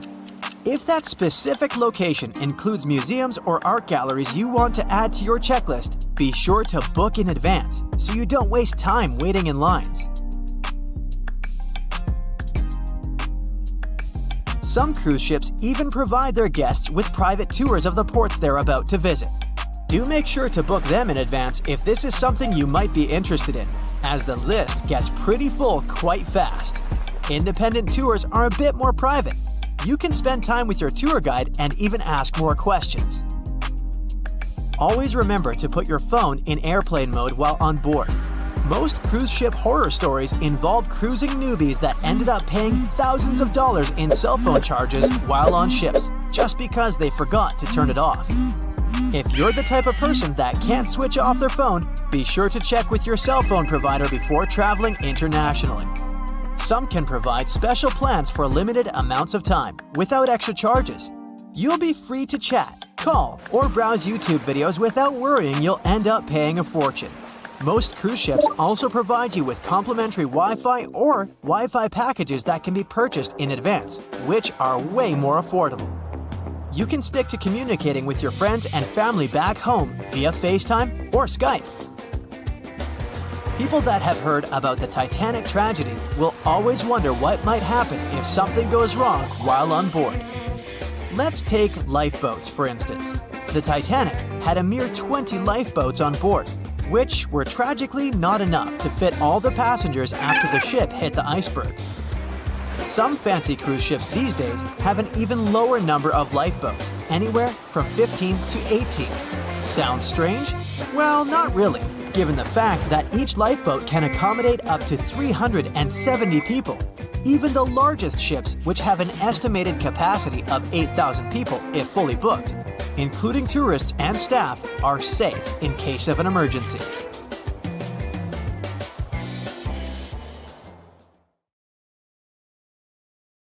The megalodon was the biggest shark to ever live. Not only that, it's one of the biggest fish and the largest predator in Earth's history. They've been known to reach lengths of up to a whopping 70 feet. That's over 3 times longer than the biggest great white shark on record. The females have also been found to be around twice the size of the males. The megalodon could swallow a small car without it even touching its teeth, if cars had been around then. Its teeth could grow to over 7 inches long. It looks like we're going to need a bigger boat, and best make it steel-plated, as this shark can easily gnaw its way through ships. The underwater terror could bite a ship clean in half, with the highest bite force ever calculated for any animal, living or extinct. The force of its ferocious bite was up to 40,000 pounds. That's around 108,000 times the strength of a human's and 10 times the force of a modern crocodile's bite. Its chomp is so strong that it makes the T-Rex's bite look about as powerful as my granny's after she's taken her dentures out. In fact, the Meg was so big and powerful that it had no natural predators. It was the uncrowned king of the seas, swimming freely from ocean to ocean. This cosmopolitan creature was found all over the world, from America to Europe and Australia to Japan, assuming there were countries back then. Meg fossils have been found on every continent except Antarctica. Everybody skips Antarctica. Science tells us that the megalodon went extinct over 3.6 million years ago. But could they still be alive at the deepest depths of the ocean? Only around 80% of the ocean has been explored, and its deepest point, the Mariana Trench, is over 7 miles down. So who knows what's lurking at the bottom? If you did manage to make it down, it is unlikely that you'll run into a Meg, though. The sharks, like us, preferred warmer coastal waters. Deep ocean living would be too cold for the beasts, and food would be scarce. Their entire bodies would also have to evolve to avoid being squished by the enormous water pressure down there. It's unlikely they're still around, but not impossible. Some good news, if you do run into one, is that the shark is pretty unlikely to eat you. You are way too small a meal for the megalodon, even if you have a couple of friends with you. This guy eats whales that are over 50 feet long. If you're having a beach party, though, it's a different story. In a beach full of swimmers, the shark very well might creep up, scooping several humans into its giant mouth without even chewing. But wait, let's rewind. How does the shark take down a 50-foot whale? It first bites off its fins, making the whale unable to swim away. It then casually munches it down piece by piece. Because of their size, sharks had to consume over a ton of food every single day just to sustain themselves, like me. All that food made the megalodon extremely heavy. They range from anywhere between 50 to over 100 tons. For context, that's around the same as 7 to 16 adult male African elephants. To fit all this food in, their jaws had to open pretty wide. A megalodon's jaw could span 9 by 11 feet wide. That's easily big enough to swallow 2 adult humans side by side. The fearsome name megalodon comes from 2 Greek words, mega meaning big and odont meaning tooth. So combined, they mean what? Big tooth. And it certainly lives up to its name. Just one of its chompers is the same size as a human head. It had 276 humongous teeth in total across 5 terrifying rows. In all of history, only a couple of saber-toothed cats and the T-Rex had consistently bigger teeth. Now that's a showdown I'd like to watch. The megalodon vanished millions of years ago, leaving only huge teeth to be found by modern archaeologists. They literally disappeared with very few traces left. Scientists believe that over time, sea levels dropped and the ocean temperatures went down rapidly. Over a third of all marine life was wiped out as the oceans cooled, and a number of animals at the bottom of the food chain plummeted. This had a catastrophic effect on the hungry predators at the top. Sorry guys. It became way too cold for these sun-loving sharks too, which made it difficult for them to reproduce since they gave birth in warm waters. The megalodon is usually described as a sort of giant great white shark, but this is just a common myth. In fact, the ancestors of today's great white existed at the same time as the meg. But they weren't best buddies, and were even in competition with each other. The great white shark was a better hunter, using its smaller size and agility to snap up the meg's prey quickly. They were also known to eat meg pups, who were only half their size. This didn't help the whole extinction thing. Even infant megalodons were huge, coming in at just under 7 feet. While a great white was no match for an adult meg in a head-to-head fight, they sure weren't scared of stealing their food. This only left the bigger fish and whales for the meg, but its food supplies began to run out as the whales swam to the cooler new seas. The whales adapted to prefer the colder temperatures, leaving our friend the meg behind. The megalodons either starved or were frozen into extinction by the Ice Age. Rather than a great white, the megalodon is more like a modern bull shark. It had a short snout, flat lower jaw, and huge pectoral fins to support its massive weight and size. As scary as they are, these sharks were actually caring family guys. Several megalodon nursery areas have been discovered in Florida, Maryland, and Panama. They gave birth to their young in shallow water environments. We know this from discovering loads of tiny megalodon teeth found in these areas. Gee, I wonder if they had nannies too. But how come there are so many megalodon teeth out there for us to analyze? Well, due to their messy, aggressive eating habits, sharks regularly lose their teeth. They lose a set of teeth every 1 to 2 weeks. That's 40,000 teeth in a lifetime. They must rake in a fortune from the tooth fairy. Because of this, their teeth were continuously raining down to the ocean floor. Luckily for us, they're also the hardest part of a shark's skeleton, which is why so many teeth have survived and become fossilized. It's fair to say that the first discoveries of the meg's teeth confused people. Early discoverers thought the meg's teeth were petrified tongues of ancient serpent creatures. They even used to call them tongue stones. It's also a common myth that the megalodon was around at the same time as the dinosaurs, although this would have been pretty cool. The dinosaurs were wiped out around 66 million years ago, but the megalodons came much later. The oldest meg fossil is only around 23 million years old, but it's tricky to pinpoint the exact date. After all, calendars weren't invented yet. They became extinct way before humans even evolved. The earliest Homo sapiens, which is a fancy name for the first humans, emerged about 2.5 million years ago. But what if the megalodon shark didn't go extinct? Whale populations have dropped drastically since these guys were last around, so there'd be way fewer whales for them to chomp down on. Whales have also gotten a lot smarter and learned new defensive moves, making them way harder to take down. It's estimated that they ate around 12 tons of food each day. If they were still around and eating that much, they'd be forced to eat smaller fish, and there'd be barely enough big fish for us humans to survive on.